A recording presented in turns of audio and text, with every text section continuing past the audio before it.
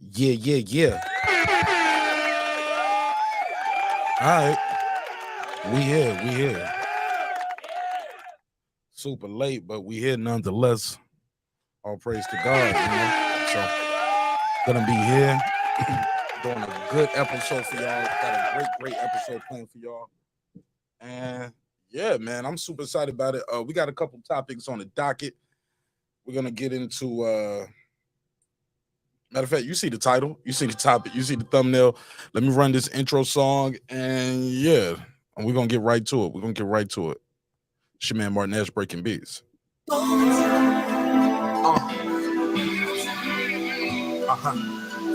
I was always told a true champion can be outpowered. They can lose the battle with speed. They can lose the battle of youth. Father time waits for no man, but they'll never be outsmarted. They'll find a way to win. Take the titles and the rings, accolades and the chains. Let's compare bar for bar, beat for beat with no names. It seems they selling their soul just to go gold. Losing religion just to get in the business. I've been the same way since the trenches, since the benches. Gonna be old and gray with dentures. Before I let you put a dent in this pimpin', you sweeter than cinnamon. Rappers should listen. Heard that? That was syllable flipping. Hop in the vehicle, continue my mission. Martin Nash, I'll be up in the kitchen. I can serve you a biscuit or give you the business. Won't give passes to passengers and backseats bitching. If you in my circle, gotta earn your keep. If not, I'm the Undertaker. Imagine all the urns I see. We lost friends along the way, but we didn't lose no sleep because the wolves don't run with the sheep. Feeling like the shit with my back to the ropes. Hey. Work so hard every day, I know. Hey. One day we gon' be sitting on top, sitting on top, looking down below. See, we made it. Yeah, we made it. We working, yeah, that's for Never certain. satisfied, every day we gotta grow. We gotta grow. We got so far we can go. You know. So we work overtime, Work. all the time, Push. overtime, Work. all the time, Push. overtime, Work. all the time, Push. overtime. Been through the ups and downs, took a lot of hits. Trial and error, I tried it all but never quit. Heard them say you can reap what you sow, so I bet on myself even when the odds are low. Sometimes I admit myself, I get bored, producing and mixing myself, still I record. A wise man said high risk, high reward.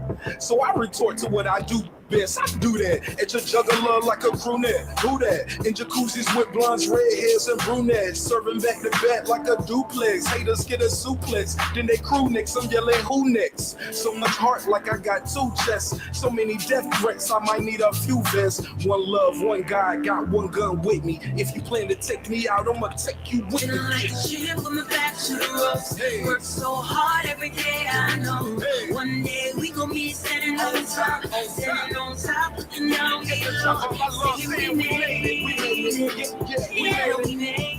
We working, yeah, that's for Never certain. satisfied, every day we gotta grow. We gotta grow.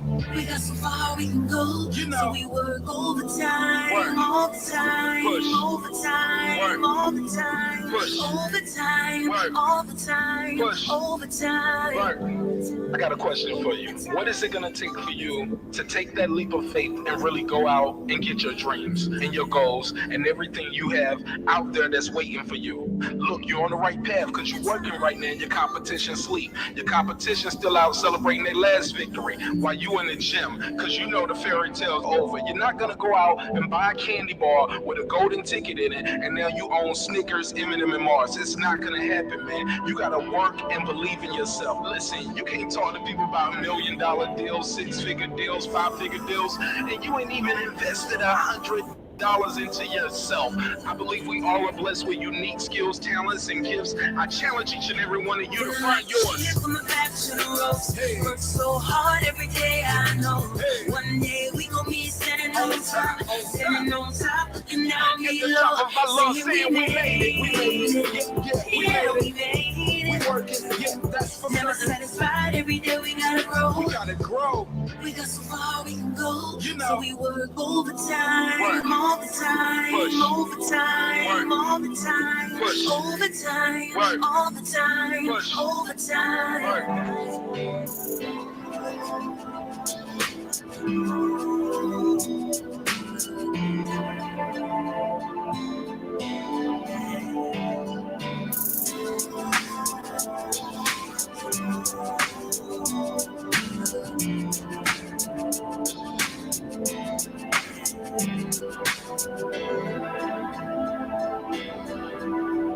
All right, let's go. Go knock this thing out. Let's get it. This that squad sound. This is me now.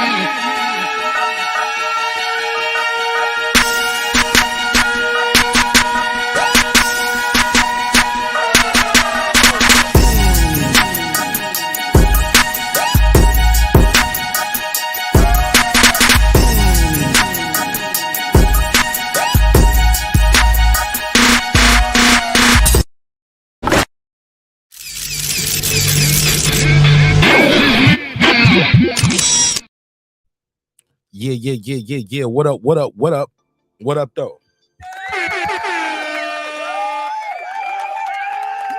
What's poppin', man? What's happening? What's going on? You're back in the lab with your favorite neighbor, your man, Mark Nash. He is I am he. Another great episode of Breaking Beats. How y'all feel? Talk to me. Y'all already know what it is. It's a hip-hop political sports show with a comedy twist. With a little comedy twist. Like to let the jokes fly over here because life is serious enough. All right. I'm going to do a quick neighbors only roll call. I'm going to get right into the show. We're going to get right into the show. Matter of fact, let me click share over here. Boom. Join conversation. Cool. All right. Man, I got a good show planned for y'all tonight. As y'all can see, we got some good topics on the docket. I had a different topic altogether, as y'all can see on the members only page. I decided maybe I should not do that. Lisa Bell said, Mark, is this a new track? Not new. It's been out for a while, but it's new to y'all on the channel, though. So why not? You know what I'm saying? Why not play it, Lisa? You know what I'm saying? Switch it up a little bit. But yeah, it's an older record, but it's new over here on the channel. Let me do this quick neighbors only roll call, because without the neighbors, the show would not be the show at this level. And we like, okay, what's this number right here? 37 people away. 37 people away from 16K. So if everybody share this joint, we'll be there by Monday or by the end of the week. Really, what's today? Thursday. Yeah, we should be there by the end of the week. Yep, 37 away. Couldn't do it without the neighbors, though. So let me give a big old roll call to the neighbors. Appreciate y'all supporting the show in a major way, all right? Let's do it. What up? That guy Clips 330. What up, though? What up? Nick Rich. What up? Aaron Parker. What up? Big Hova 09. What up? Ben Adams. What up? Titus. What up? Taylor Bell. What up? Cooking with the Champ. What up? Stephen Bateman. What up? Mr. T. What up? Andre Jones. What up? Juan Davila. What up? Transcendent Sports Channel. What up? Fistiana Fights. What up? Jacob Sims. What up? Lady Shan Dundam Season. What up?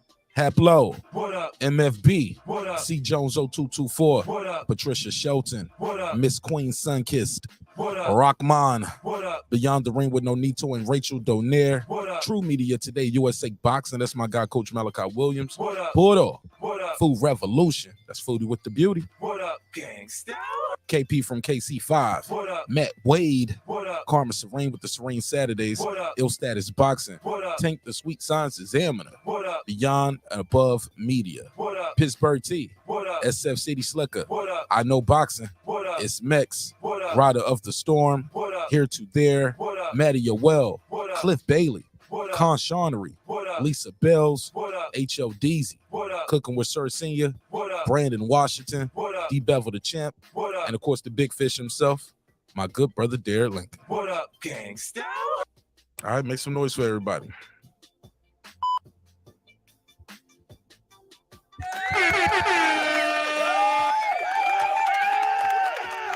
Feels good to be back, man. Feel good to be back. Off my sabbatical, had to take a little break on Monday. Had some very important business had to tend to. Sorry I missed you guys on Monday. But I'm back like I never left, man. Let's get right into it. Shout out to everybody who's here. All right.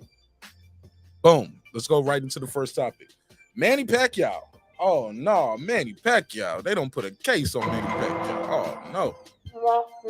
What happened with Manny Pacquiao? I'll tell you all about it. All right, here we go. If you didn't hear the news, Manny Pacquiao has lost a case. It was a breach of contract. He is ordered to pay $5.1 million. Good Lord, that's a lot of money.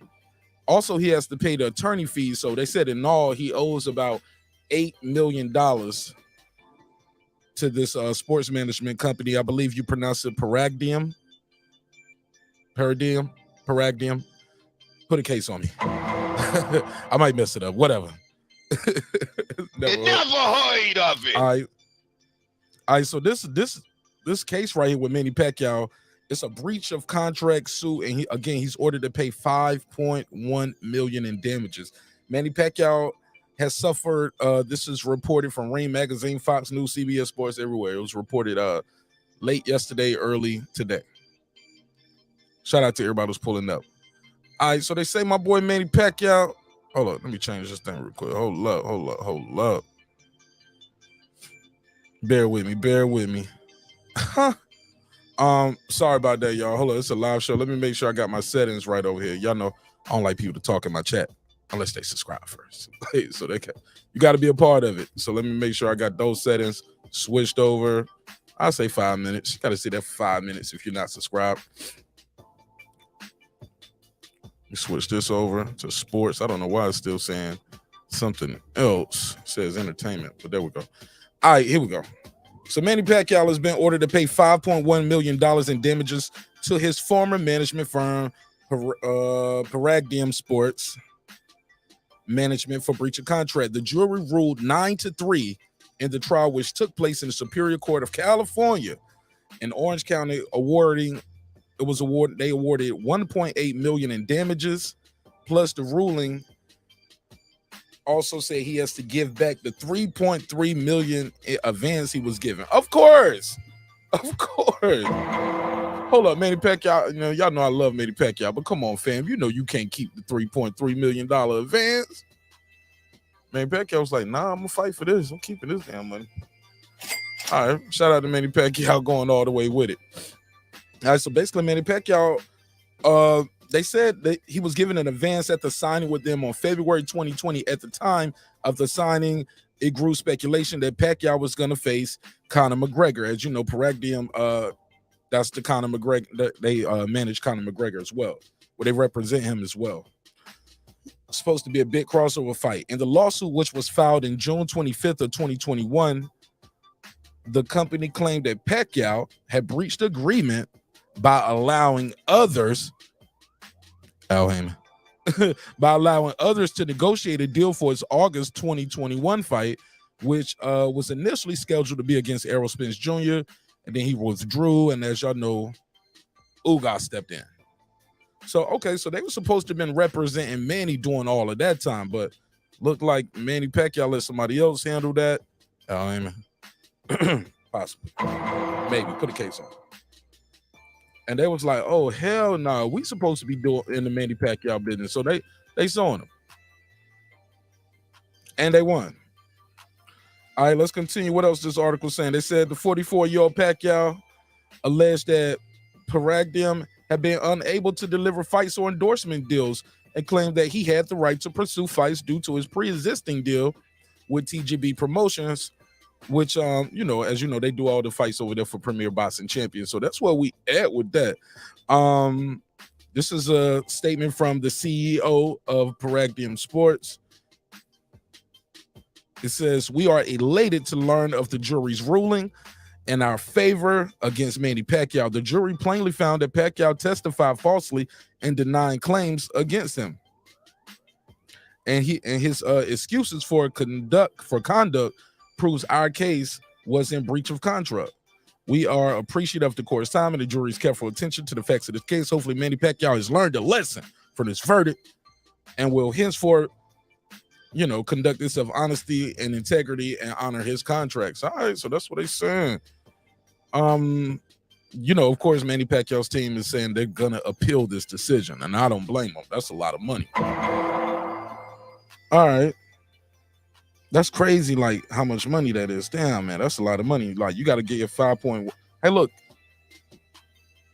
1.3 in damages. 3.3 is just giving them back the money that they gave you, and then the other 2.8 million is just in attorney's fees. It seemed like he would have got off cheap a long time ago. Just give him back the money. But damn, Manny Pacquiao, all right, put a case on him. Yeah, and his lawyers basically said we can't comment at this time, but we are planning to refile this case and try to take it to appeal. So that's my story right there on Manny Pacquiao. Let me see what else is going on with this. I did see something about Conor McGregor been out here trolling online. Did y'all see that? Y'all seen Conor McGregor? Never heard of it. Conor McGregor definitely been trolling. Somebody had put something up, and Conor McGregor making it seem like he owes me some money. I guess Conor McGregor took some damages as well because he thought he was going to be facing Manny Pacquiao as well. But I remember Conor McGregor broke his leg around this time too. Y'all remember that? Yeah, he broke his leg around that time. So I don't know how he was going to fight Manny Pacquiao. But let me continue. All right. Is this the clip? Is this the, let me see, because he retweeted somebody. Let me see if we're going to put that on the screen. Somebody said, we did sell. Okay, here we go. Let me share the screen. Conor McGregor be trolling. Shout out to everybody pulling up in the chat. Let me see. Conor McGregor said this. Somebody said, Pac-Man and Mac-Man in the works. He couldn't settle in court. Time to sell it in the square circle. Conor McGregor said, we did settle it in court, and he owes me 5.1, mate. Okay, he didn't say that. That's a terrible accent. Put a case on it. But that's what happened nonetheless. Shout out to G5 Gay. What up? Haplo, what up? Con Sharner, what up? So that's where we at with that. I'm moving right along. Let me go on to the next story. All right. Terence Bud Crawford's trainer, Bomac, recently did an interview. Actually, the interview ain't even recent. The interview is a few weeks old. But it's starting to do some rounds on YouTube. And some people got some things to say about your boy Terence Crawford. And we'll talk about it. Matter of fact, let me cue the interview up. I do want to play it directly. But in a nutshell, Bomac is saying if Terence Crawford is able to beat Errol Spence, let me see. And that'll be a 2-time undisputed. Been able to go up in weight and beat Jermell Charlo as well, we will have to start putting him in the top 5 ever.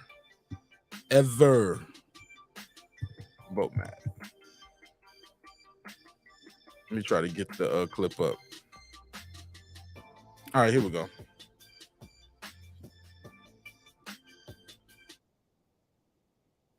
Shout out to YSM Media. They did this interview with Bomac, and again, this interview is like 3 weeks old. But let me cue it up. Share the screen so y'all know what I mean when I say these things, and we'll jump right into it. Share the screen.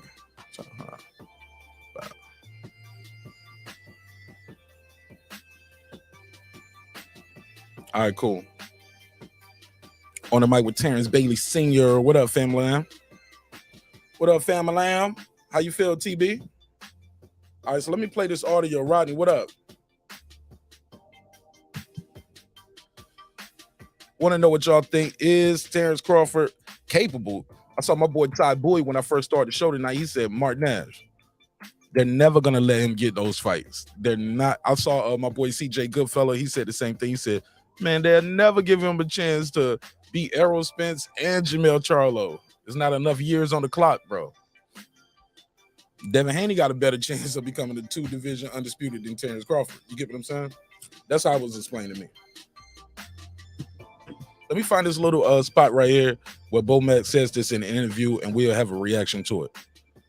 Probably the first in history. Well, you have to look at it from with Errol Spence right away, or would you attempt to be a 3-time undisputed champion? Probably the first in history. Well, you have to look at it from Bud's point of view. You know, I know he want to accomplish certain things in the division, in boxing itself, so it can, for his legacy. You know, he already gonna go in the Hall of Fame. Either way he goes, is just going to be solidifying his first bout. Dude, I know Crawford has a lot of years left in the tank. He's 35, going to turn 36 September. If he beats Spence, if he goes on... Win?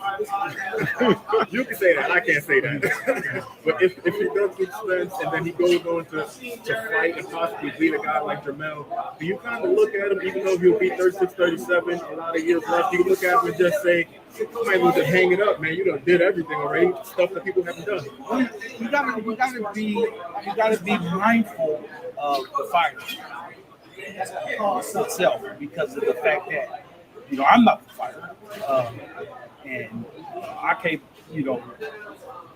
make you fight the fights that I want him to fight. He got to fight the fights that he wants to fight because of the fact that he know where he wants to go in the game. It might be one, it might be two, it might be 3, 4 more left. I think Mayweather type, you never know. But I'm a back 100%.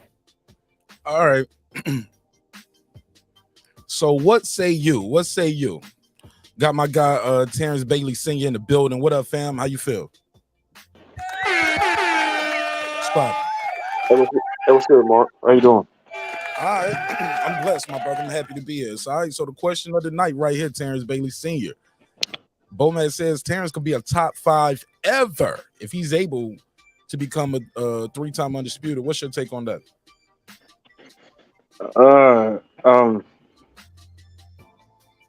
I got a slight problem with that because I interviewed Bo Mack, and Bo Mack had admitted that Terrence's competition was subpar to Errol Spence. Just getting undisputed. I mean, okay, I put you like this. Everything is looked at in hindsight. Like you look at the boxing game, and everybody looks back at Mike Tyson's career in hindsight, and they say that it wasn't as great as it seemed while we were watching it in the present time. You look back on it, and they look at the quality of fighters, and people don't look at the quality of fighters the same way they did at the time that he fought him. If you get what I'm saying. So the same thing goes for Terence Crawford. When he was at 140, you know what I'm saying, that everything was billed as though it was the greatest thing since sliced bread. But then once he moved to 147, and then you go back and you look at the quality of fighters like Ndongo and Diaz and Postal, and you know what I'm saying. And okay, so now he's at 147, and he's fighting everybody else's leftovers pretty much. Because the people who are gonna make some real noise at 147 actually really ain't getting no top shine like Boots.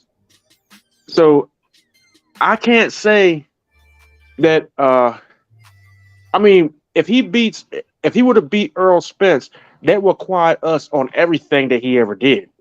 All the stuff, all the misgivings, all the stuff that we said that he fought less than subpar competition. If he could beat Errol, which we all know, he's an Olympian. Earl's the real deal. If he could actually beat Errol, then all that other stuff is out the window.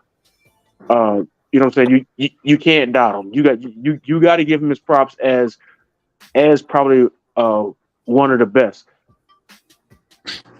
Top 5?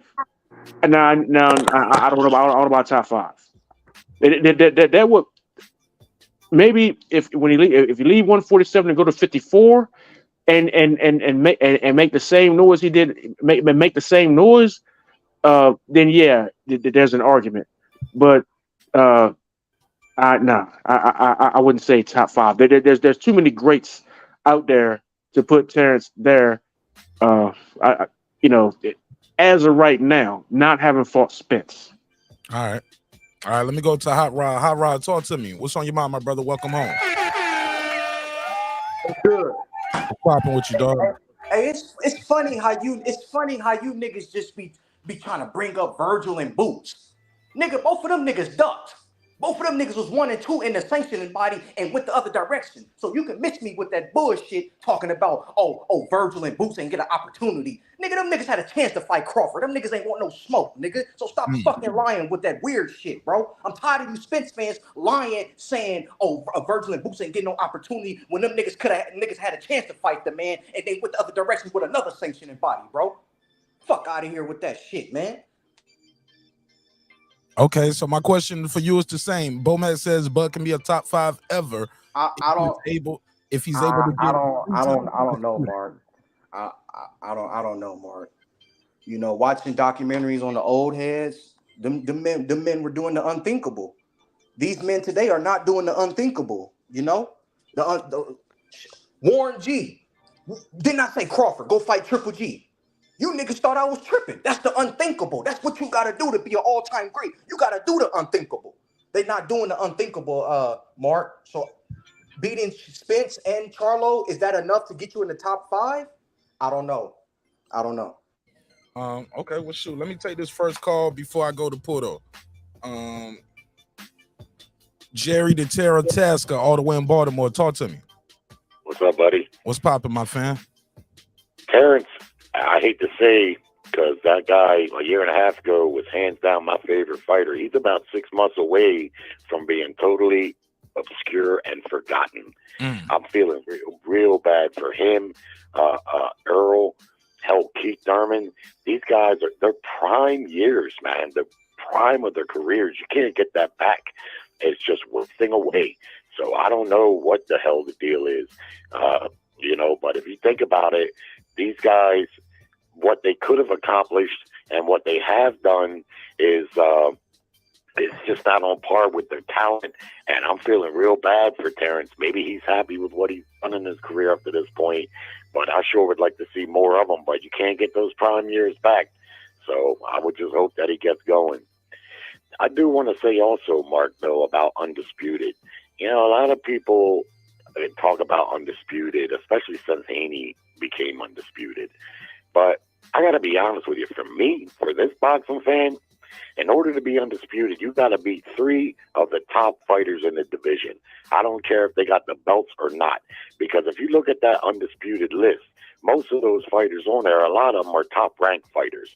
And that's a reason for that, because top rank usually has a lot of belt holders.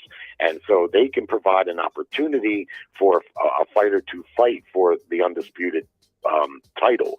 But if you think about the term undisputed, that means there's no dispute. So in the four belt era, at least from my view, if you beat one guy and you collect all the belts, yeah, I mean, if all the belts were on the line, technically you're undisputed. But are you really? Is there still not plenty of dispute when you haven't fought near one of the best guys in the division? Overrated, undisputed, if you ask me. Too many belts. I'm old school. Way too many belts. And it hurts boxing if you're going to have all them belts. In my opinion, it's just a hurtful thing to the sport. All right. Well, I appreciate you, Jared. Thanks for calling in, bro. All right, buddy. All right. Good call. All right, let's go to Puto. Talk to me. What's your take on Mic check. Perfect. Top 5 ever if he's able to secure undisputed again at 147 and again at 154. I mean, it would be a pretty good accomplishment. Top 5, I don't know, it's a stretch. I mean, unfortunately for a lot of American fighters, they're kind of like victims of the time. A lot of the times, when they're with promoters, they're not promoted correctly or whatever, blah blah blah. But it's just it's unfortunate that it's taking so long to get this one fight made. Yeah, top 5 I think is a stretch, but he's a hell of a fighter, If he's able to beat Errol and Charlo. I mean, I still think it's a stretch top 5. I mean, he'll be talked about for years to come. I don't think that's a small feat to beat those 2 dudes and to, and then undisputed is what undisputed is. It's an accomplishment. And I mean, if it was very, very easy, all the fighters would do it. But undisputed comes with its, politics and stuff like that. But yeah, top 5 stretch. All right, hell of an opening statement. Warren, give me your opening statement, then we can open it up to everybody. Go ahead, tell to me. He's able to be 3-time undisputed. Got to put him in the top 5 ever. Unmute your mic, Warren. There you go. Yeah. Yes. Simple as that. I don't know why some people are just nervous about calling it what it is. He's already a Hall of Famer. I mean, he's already a future Hall of Famer. So I'm not sure what they want Terence Crawford to do. He defended every time he had a fight. He defended every belt that he ever had. 147. I think they're trying to attach 147 and just erase everything he did before he even got to 147. But if he becomes undisputed at 147 and 154, you can't help but put him in the top 5. Okay, it's open to everybody. Go ahead. What y'all got? Y'all disagree with anybody or agree with everything? You know what? I got to reevaluate something I said. When we talked about Terence Crawford going undisputed at 147 and then potentially at 154. Yes. All right. If you look at, from an unbiased view, yeah, Terence Crawford is not fighting the same way he had been fighting. He's not as mobile. He's staying in the pocket more or whatnot. Like, you know, he's slowing down a tad bit. I don't know if he's peaked already or whatnot or on a downslide, but looking at the way he fought his last 2 fights, he's not going to go undisputed. He's not going to sweep. I put it like that. He's not going to sweep. He's not going to sweep the divisions because it appears that he's already slowing down. It kind of like Lomachenko. Let me reply to that, man. Let me say something. Hey, look, some would say he's getting these knockouts because he's not moving around. He's sitting down on his punches. He's staying in the pocket. He's being more physical, growing into the weight. Not he's slowing down and he don't have his legs. He's not making a move. He's standing right there in the pocket. He's getting hit with stuff he wouldn't ordinarily get hit with. He's falling behind when he wouldn't ordinarily fall behind. It's just little stupid stuff. I mean, it's not big major stuff. It's little dumb stuff that, you know what I'm saying, that's not. I mean, I don't know if it's the satin pajamas and silk sheets, but you know what I'm saying, it's little stupid stuff that, you know what I'm saying, that wasn't there before. Is what I'm saying. Okay. Can I ask, when was it there? When did you notice that it was? When did you last see it there? Let me ask that question first. The Sean Porter fight. Okay. So are you just discluding his whole body of work, or you just sitting? I didn't say anything about his whole body of work. I said in his last couple fights, he has appeared to be slowing down. Now you want to talk about his whole body of work. Now, 140 was weak, and at 147, tell me or tell me not, if damn near everybody he fought would be Amir Khan or Kell Brook, you know what I'm saying, if they wouldn't damage goods. Hey, okay. My boy Clips told me, he said, yo, Mark, give Terrence Bailey the Life Jennings drop. Here you go. What the hell is that? Life Jennings singing off key. But go ahead, Warren. I'm sorry, I had to pause for the call. So you can only fight who they put in front of you first and foremost. Yeah, that's not true. Terence Crawford is a big name and a shot caller. He can get any fight that he want if he wanted. What? So it's not who they put in front of him. He could have went. Sean Porter had to chase Terence Crawford down. That was said during my interview with Bomac. So I mean, right? He could run. Anybody and everybody who's a fighter who's a real fighter with heart at 147 Like I said, a real fighter with heart at 147. If Terence Crawford wants him, that's a fight. Okay, there was a brother on here that said that when I brought up Boots, he said Boots ducked that and this and that. I don't care whether or not he ducked it or not. I'm saying I'm saying that that's a fight that needs to happen. Okay. You know what I'm saying? Everybody saying that Boots is. You got some people saying that Boots the phenom. You got some people saying that Boots is the second coming to Earl of Roy Jones. Okay, make the fight. But Hot Rod, just go ahead, Hot Rod, because Hot Rod was like, Terrence Bailey, you just said you can't. Oh, I'm sorry, Terrence Bailey, but you can't have it both ways. You can't say he can fight anybody he want to, but then at the same time saying, well, I don't care if Boots ducked or not. Shout out to my clips with the $3 super sticker. Appreciate you, family. No, I said I don't care if he ducked. The fight needs to happen.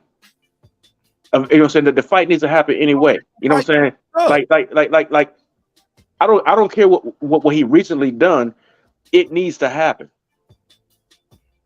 I'm not giving him a pass. I'm saying that it needs to happen. I'm not having it both ways. I'm not giving him a pass. All right. I'm sorry. Maybe I'm hearing this wrong, but go ahead. It's open to anybody else got anything else to say on this. I mean, Errol and Bud needs to happen, but it ain't happening. That's the thing. Bruh. Don't get me on it.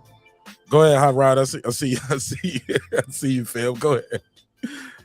Nah, I'm just listening. You know, it does sound like a double standard, but I just want to hear the brother out. You know, that's all. You know, if Crawford, you know, he doing all he could do, sir. Like, if niggas don't want to step up to the plate, what you want the man to do? I don't know. You know. I mean, are they not stepping up to the plate, or are negotiations too difficult?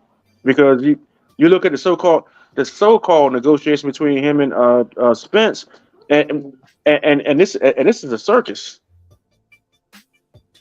No, I wasn't even talking about that. Like, I was talking about the young guns getting the opportunity. Like, they went the other direction, sir. So, like, how can you say, oh, this fight needs to happen when it could happen, but they went the other direction? I mean, they went the other direction, but you know what I'm saying. But I'm not condoning the other direction. I'm saying the fight needs to happen. Okay, let me go to Centos. Centos, what up, bro? What it do? What's up, folks? What's popping, Toast? Talk to me. I'm as far as that top 5 thing, the accomplishment a lot of these guys have made are awesome and great, and it's going to make sure that these guys are mentioned in the history of boxing as time progresses. But for me, the body of work that each individual fighter has accomplished has a lot to do with that. Unfortunately, these fighters, not just Terence, but also Errol, and a few others, these fighters are in a time now where of boxing where it's more political, it's more business protection than anything. These fighters want to fight each other, but the business is protecting these fighters from fighting each other. You know, it's just a sad thing. So a lot of these guys will not be able to get that in-depth body of work that some of the brothers of yesterday got, you know, and before, where they fought, everyone fought each other. Mm-hmm. So it's going to be hard for these guys of today to move any of those older fighters out of those top 5, top 10, top 20, or whatever positions, because they may not get the opportunity to have those type of fights before they're retired. However, as far as like Terence, not fighting this guy, that guy. With me saying what I just said, a lot of these fights are not his fault. As far as him and Errol not fighting each other so far, I don't think it's either of their faults. I think it's the business that's preventing the fight more than anything. And I have no problem with the fighter who's trying to be more in control of his business now, watching out and making sure he gets a fair shake. Because the simple fact that the business has been, when you have somebody else controlling your fights, as far as what fights you fight and what monies you're earning, you may not always get what you could potentially be earning. So I have no problem with that. If people are not allowing it, but I don't think any of these guys, as far as the top guys, are ducking each other. Now, saying that because of one fighter hasn't fought a certain person, like him saying that Terence he hadn't fought like Boots. Boots don't need that fight right now. I watched Boots in DC. He's not ready for that fight right now. He needs to back up a little bit, take another 1 or 2 fights of guys in his class. And what I mean, like, graduating class. Because he's not ready for the Earls or the, in my opinion, or Terence. A lot of people may think otherwise, but I watched him fight a guy who's not on their level. And he did not get a knockout. Wasn't even close to a knockout. And the guy made him miss a lot of shots. He maybe the lights were too big. I don't know, but it wasn't. As the competition gets greater, fighters, elite fighters, even are going to get hit more, and you're not going to always shine like you normally do. So we don't need to be rushing these youngsters up in them treacherous areas too soon, because you get them up there and they, get Eric Lubin. When he got up there with Charlo and bleed out, he was out of there. So, we got to be careful about what we see. I know what I watched in Boots. That's the first time I watched him live, but no, he ain't ready for Terence. Not then he wasn't. All right, well, shout out to my boy Santos. Appreciate you, man. Thanks for calling. What do you mean by that? Yeah, man. My brother. Right. Shout out to Santos. Let me do the super chat real quick. Shout out to my boy, that guy Clips. He said, "Hey, Martinez, hit him with that Life Genesis drop again."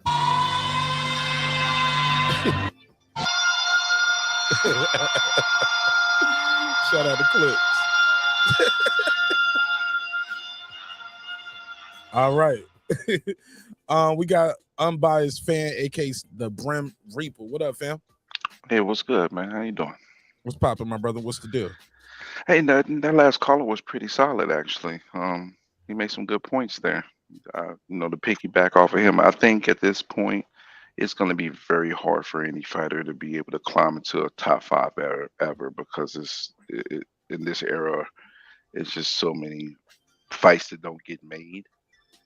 And, I think if Terence Crawford is able to fight Errol Spence and beat him and then be able to go fight Charlo and beat him, it puts him in a conversation of greatness, but I don't think you can talk about top 5 ever. I don't think it's realistic, in my opinion. All right. What before the call, Terrence Bailey, you were saying something. I just want to make sure. Did you finish what you were saying, or was it Hot Rod was replying to you? I just want to make sure y'all finished that.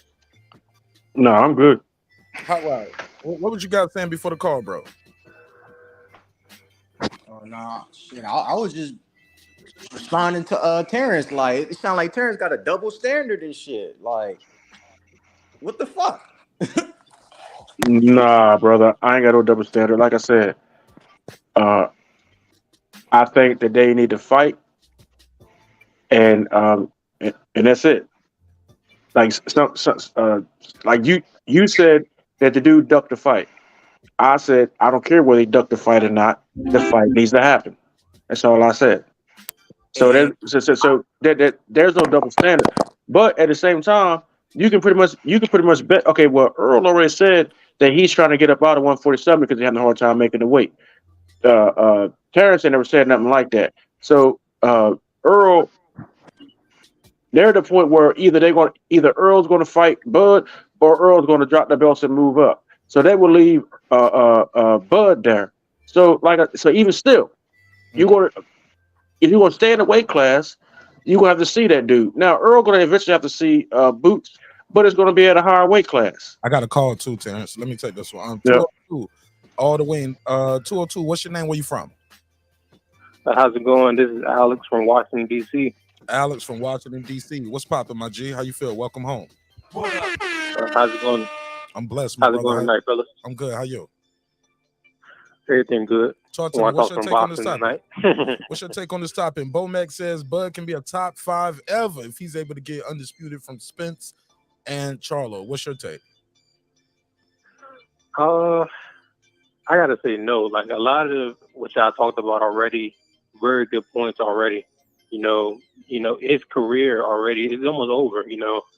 And a lot of his career, you can't define it on these last two fights. It has to be over the span of his career. And I don't think he's fought enough of the top names over his career to really put him in that top five. Because, in my honest opinion, I think the next top five is coming out of the lightweight division. Like, I think so. Like, I think maybe Errol, maybe he might step up in his late run and might, I don't know, try to capitalize on his career, but I just don't see it.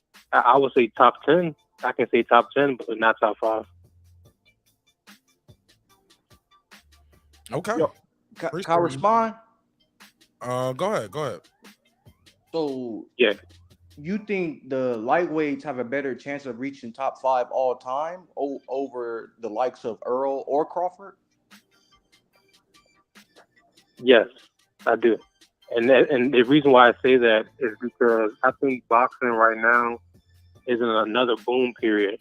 I think because of that boom, I think the lightweights, they're going to have more popularity and they're going to draw more eyes to boxing. And a lot more pressure is going to be on them to fight the competition. That's my prediction. Like, I think by 2025, you won't see a lot of boxing fans wanting the big fights. Like, even now, we're talking about wanting Errol versus Spence. Like, we want it so bad. Like, you see every channel talking about it. We're in a boom period. We want these big fights.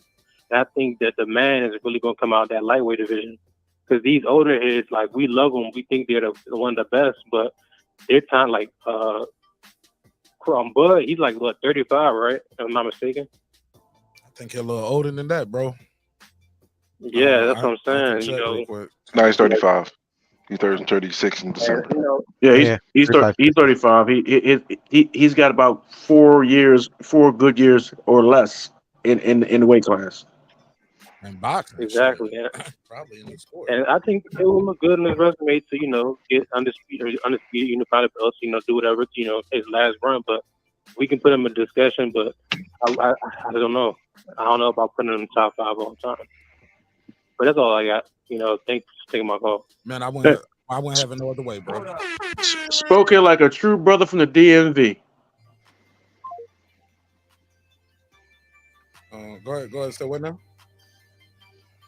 I said spoken like a true brother from the DMV. To the point and concise. I agree with what he said. For sure. Shout out to everybody who's pulling up.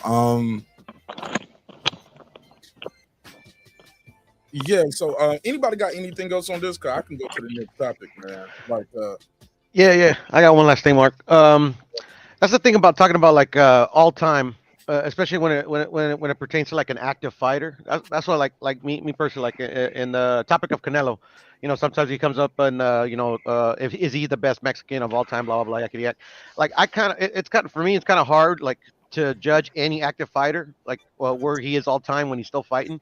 Because like Terence, Bud, Errol, Canelo, they could, they still got, some years left, in the sport. They could go on a big winning streak. They could go on a losing streak.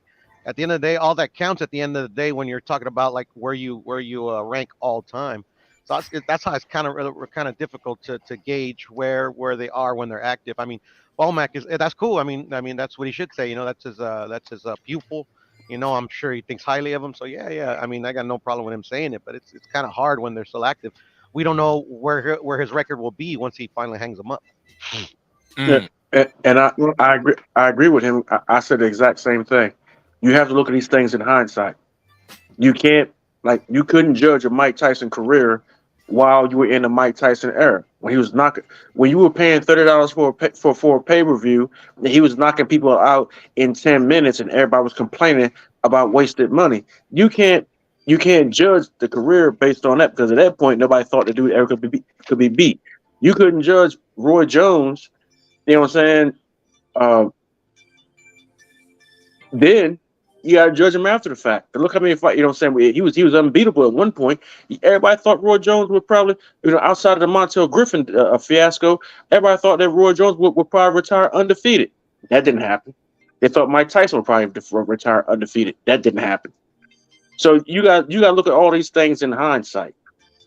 So it's funny how we categorize stuff, but I mean we've been doing this for ages, making this is based on if he wins the 100 undisputed at 147 and 154, and we're assuming that after 154 that he's not doing any more boxing. We're assuming that. Just like we assume when Kareem Abdul-Jabbar, you got Wilt Chamberlain, you got all these other athletes in their time, in their generation, in this generation of his time, and in this generation, he will be what I would consider to be the top 5 of all time. If we're using the if statement, because that's what we're going on. Okay. And then you know what? When you say top 5, you got to say like, I mean, well, I don't know how you would put it, but that's evolving status or Right. evolving list. Yeah. Because that list will change year by year. Every time somebody retires, it could. I mean, we make these comparisons in other sports all the time. We do this all the time. I mean, depending on what era you grew up in. Facts. Because if we had to look at all time, and you go back as far as Jack Dempsey and all of them fight, Yeah. Come on, man. So we know we have to put it some boundaries around it. Let's just keep it a buck and put some boundaries around it. Say, yeah, we looking at, but in this generation, I would say that if in his generation, I would say that he would be the top 5 if he completes those 2 tasks and he rides out into the sunset. He would be. Let me ask y'all this question: What weight class did Sugar Ray Robinson start off at? Off the top of my head, I don't know. I can Google it real quick. Do you know already, or is this No. I don't know. I'm asking. Okay. Did he start off at 140 or anything like that? I mean, he was a big guy. 140. It's either 140 or 147. Okay. Let me see. Do you think that anybody? Do you think that anybody at 140 right now could have beaten Sugar Ray Robinson? No. Okay, and I'm 25, OG, and I know because I watch his fucking documentaries, and I'm 25. He didn't start at 140. He started at 152. So you just say 154. Okay. All right. Sorry, 152. No, if you ask somebody at 154, fuck no. Fundora gets slept. Charlo would get slept. No. Anybody at 147? If you at 140, no. Spence, no. Crawford, no. They would get slept. No. What about Mayweather? What you think? You get slept. No. I think eras matter. Like, are they fighting him back then, or is he fighting them in today? In today, not back then. Today, I think some of them would be. I think some of these guys could probably beat him today because the game has evolved, sport has evolved, nutrition, workout. Then again, one of those type of guys, though, man, where these guys was fighting, area of the month. You know what I'm saying? Yeah.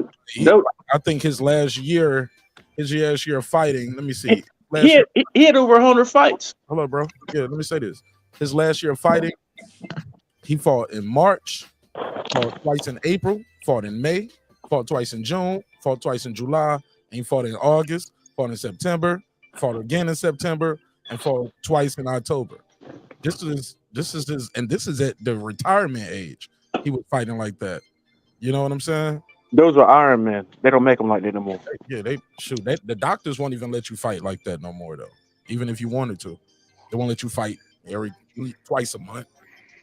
So, but go ahead. I just wanted to get that out. I thought it was important that the audience understands fighting back then versus him fighting back now, like it's hard to know because he was a warrior. That's why I think they don't have a chance. OG, you just said how many times he fought in 1 year towards the back end of his career. These niggas don't even do that when these niggas in their prime. Yeah, but see the thing with that also too, when you look at those time frames that Mark just put out, how much healing time you got? So there's a lot. I mean, now don't get me wrong. I am a big fan.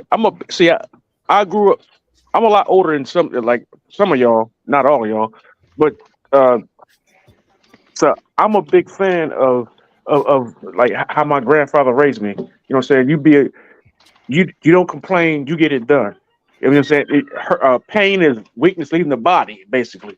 You know what I'm saying? Like that's the way the old guys did it. It was back in the era of the dudes who raised me. These guys now, one fight. If a dude fights 3 times in a year, it's unprecedented. I mean, these guys was fighting 6 times in 6 months, but they was also fighting injured and everything else. So that being said, were they really fighting to their true potential? Because ain't no way in the hell they was healing that fast. Right. They wouldn't get no sensu beans. Facts. Let me move on. Go ahead, Warren. Put or unbiased fan. Who was that? I don't know. Yeah. Well, I didn't say anything, but I do want to respond. Go ahead, Warren. Yeah, I think we still should put it in the context of what the generation that we in. Yeah, for me, I would these fighters today, back in the day when I was growing up, I don't think they would survive the task that other boxers went through of fighting, like you said, each and every month, or twice a month, or even three times in 1 month, or even 3 or 4 times in 1 day. I'm not finna put them against that because that's a whole different category to me. All I'm saying, for this particular generation, if that man does the 140, he did that one, he got undisputed at 140. If he do it at 147 and do it at 154, which nobody has done up to this point in this new generation, I would have to put him up there. I just would. I put them up there for this generation, but another thing you're saying, you guys they couldn't do it. Well, if they was conditioned to do it, they would. But another thing, before the pandemic, the guys fighting 3 times wasn't out of the question. Terence Crawford fought 3 times in 2017, so this is not like abnormal. Even when Floyd was coming up, his first year he fought 7 times.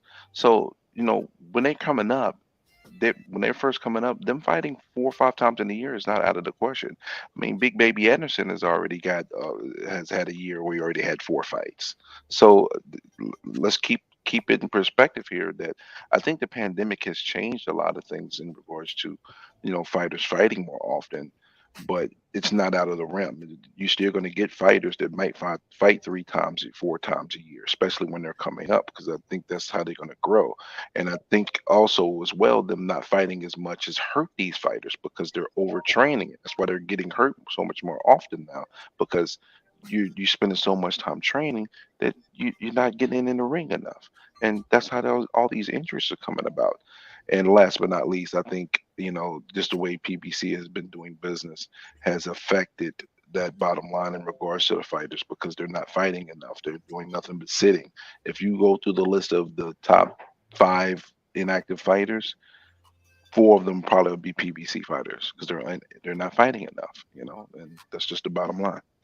But let me go to go ahead, Hot Rod, say your piece real quick, then I'll go to But OG Reaper, I gotta disagree. I hear you with when you coming up, they fight 4 times a year. Robinson was fighting 4 times a year against the elite, not against scrubs. And coming up, I'm talking about in his elite stage against A-level, B-level opponents. He was still fighting 4 or 5 times a year. Preach. They not doing that. Because they're not conditioned to do so now because the money's involved. Preach. But if the money wasn't involved, they would be able to do so. Because a fighter is a fighter is a fighter. It's just the times of the day, the money is so important now to these to the promotional companies and the overall business of boxing. Now they're not fighting as much because of that. It isn't because they can't do it. It's because they're being conditioned to do the fight that way because of the money and the promotional companies and the networks. That's what's holding it back. It ain't because the fighters can't do it. They're just not being put in a position to. All right, let me go to Nonito Rachel Donaire, Beyond the Ring. No, Nino just jumped on the treadmill, but he was yelling. He was yelling at the panel when he was listening. I can't remember. I'm on the phone, so I can't see everyone's names. But I did hear a gentleman say that back in the day, like they were fighting almost every month, and then you get these fighters now that are fighting in the earlier parts of their career. That's a key word. Earlier parts of the career, like why don't you look at the Vargas brothers? Do you know how many times those guys are fighting? I swear to God, it's almost every month, every other month that I see a Vargas fight, and it's because they're only doing 6 rounds. They're building their records. You're not talking about hard fights back to back. You're not talking about top 5, top 3 fighters in the division fighting one after the other. And it's 2-part, right? One part, yeah, part of it is a little bit of the money of the business. But in all honesty, I'm going to tell you, I've been around a lot of these boxers. They're lazy as fuck. They're undisciplined. They love the fact that they can make a lot of money in one fight and balloon up 45, 50 pounds over their weight, drinking, smoking, every single thing that they can do, and only have to dedicate a portion of their time to their career. I've had this conversation with Nonito a long time ago when I met him. I go, how are you going to tell me you fight at 112, you walk around 145, and you're only going to train or be in the gym 12 weeks before your fight, and you supposedly fight 2 times a year? How do you call yourself a professional athlete if this is your career? How do you do that? They've gotten complacent and comfortable. And I'm not saying all. Of course, there's never an all or no one. There is a certain percentage that does stay in the gym. They do stay active. They do something to keep themselves in shape. But you look at the majority, you will not see those guys in the gym until 12 weeks before the fight. And you're lucky if you see them 12 weeks before. Most of them will come at 8 to 10. Hey, Rachel, can I ask you a question? No, I'm just kidding. Go ahead. Oh, you got me. When back in the day, those fighters that fought every month or a couple times a month or every other month or whatnot, would you say? And I don't mean 6 or 8 round fights. I mean 15 rounders. Would you say there's no doubt that they went into several fights injured? Oh yeah. I don't think that listen, like you go through rigorous training, right? You're training, you're doing strength and conditioning, you're doing sparring. And sparring are the hardest days. Like that takes a lot out of a boxer. And most of the time, like that's the day after is the day their body pretty much shuts down. And within that, you get bruises, you get hit, you get, and it doesn't have to be a broken rib, just soreness all over from the impact that you're giving and the impact you're receiving. Like if you look at Nonito today, like he has bruises all over his body. And what is it from? Well, it's from, blocking or smothering punches. But does that mean to say that it doesn't freaking hurt, that he's not sore about it? And things like that? Hell no. So yeah, I completely think that if you're fighting that often, training that often, if you're going into sparring that often, you're gonna get injured. So what would you say of a fighter who's been fighting that frequently and has over 100 professional fights? What would I say if fighters are doing that right now? No. I'm talking about the fighters of the past compared to the fighters now. Those fighters who fought that frequently and had over 100 professional fights, 15 rounders. Yeah. And they were fighting that frequently compared to the fighters who are fighting now. Where you have a fighter now, if he fights more than 2 times in a year, at the 12-round level, like what Canelo did to try to clean out that weak division, they that was unprecedented. So you're asking me how I feel about it? No, what is your opinion? I think, listen, I'm going to keep saying, I think a lot of the boxers right now are complacent. I watched, and I remember Top Rank thought Nonito was crazy. He was contracted, I believe, 2 fights a year, right? Minimum, right? Is pretty much what they put Nonito on. And Nonito fought with them, or he didn't fight with them. I fought with them because Nonito wanted to fight 4 in 2012. And he fought 4 in 2012. He actually started in February, not even January of that year, and he ended in December with Arce. And he went back to back to back. And people thought it was absolutely crazy because they're like, oh well, you did a 12 round with Vasquez. With Matabula, you did 11. Nishioka, you did 10. Arce smoked him. I can't even remember 2 or 3, but these were longer rounds. And people were like, how are you recovering? And he's like, recovering what? He's like, this is the fight game. Like, this is how you're supposed to do it. You're supposed to continue. You take a couple weeks off, but you don't take freaking half the year off.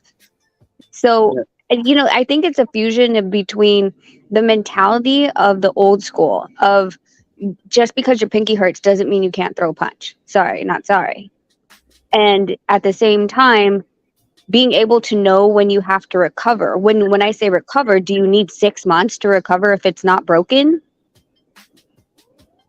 So there has to be a middle ground, right? Old school was balls to the wall. The newer school, I think, is a lot softer. It's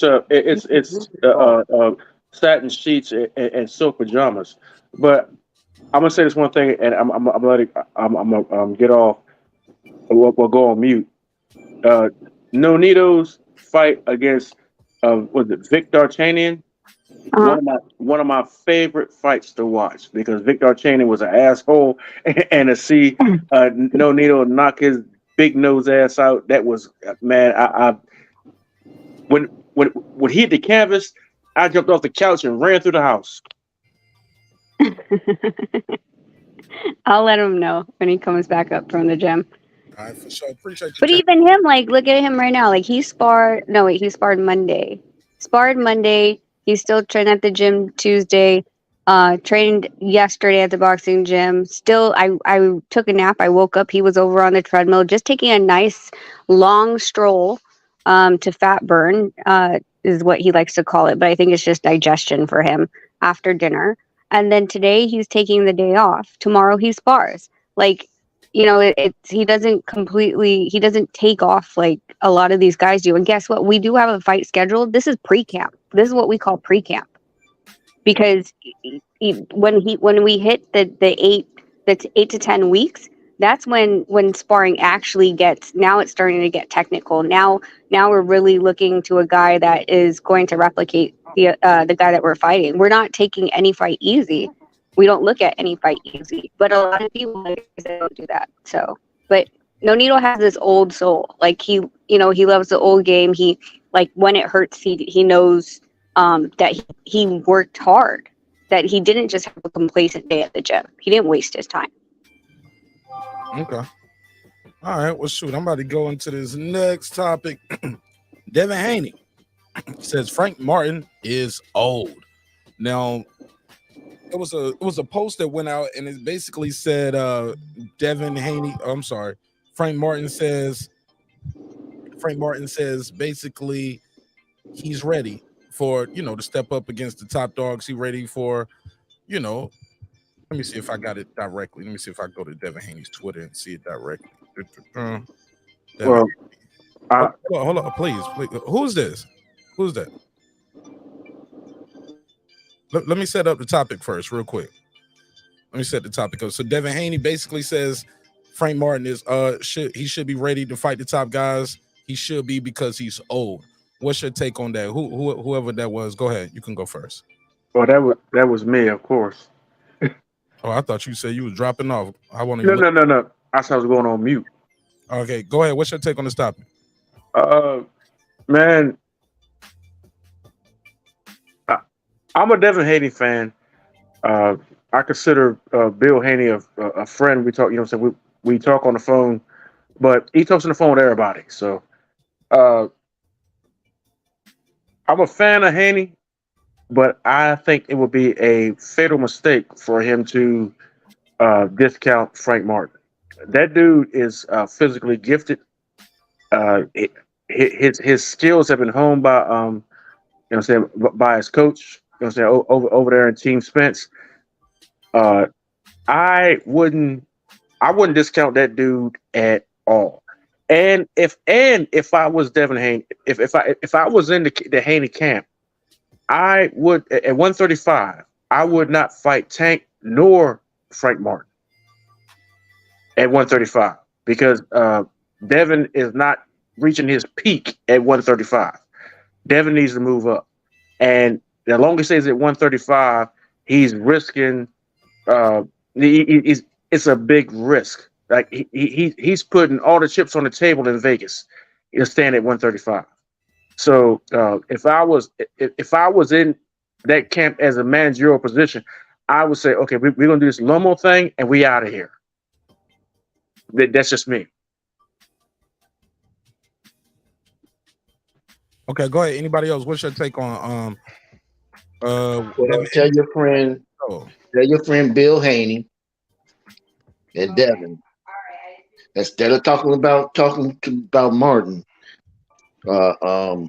Frank Martin, how about talk about Shakur being next if he beats Lomachenko? How about that conversation? Let's have that conversation. That's not going to happen at 135. It's not going to happen at 135. I already know that. It'll happen at 140 or 147. But not at 135. I'm just saying he have a whole lot of conversations with all these other boxers, but when it comes to Shakur, he's real quiet. He's low key. That's all I'm saying. Because there's no point in having that conversation because it's not going to happen in that weight class. That's the future thing. And matter of fact, and I'm not co-signing for Bill. Bill can speak for himself. They already discussed all that stuff, and it's not a smart deal to fight Shakur because Shakur's still growing. Shakur ain't gonna stay at 135 long. That young man is still growing, and he's spreading. He's not gonna stay. He's not gonna stay at 135 long. His body ain't gonna let him. You watch what I tell you. His body not gonna let it. Okay. Anybody else who hasn't spoke on this topic want to give me their take on this? Haney says Martin is old.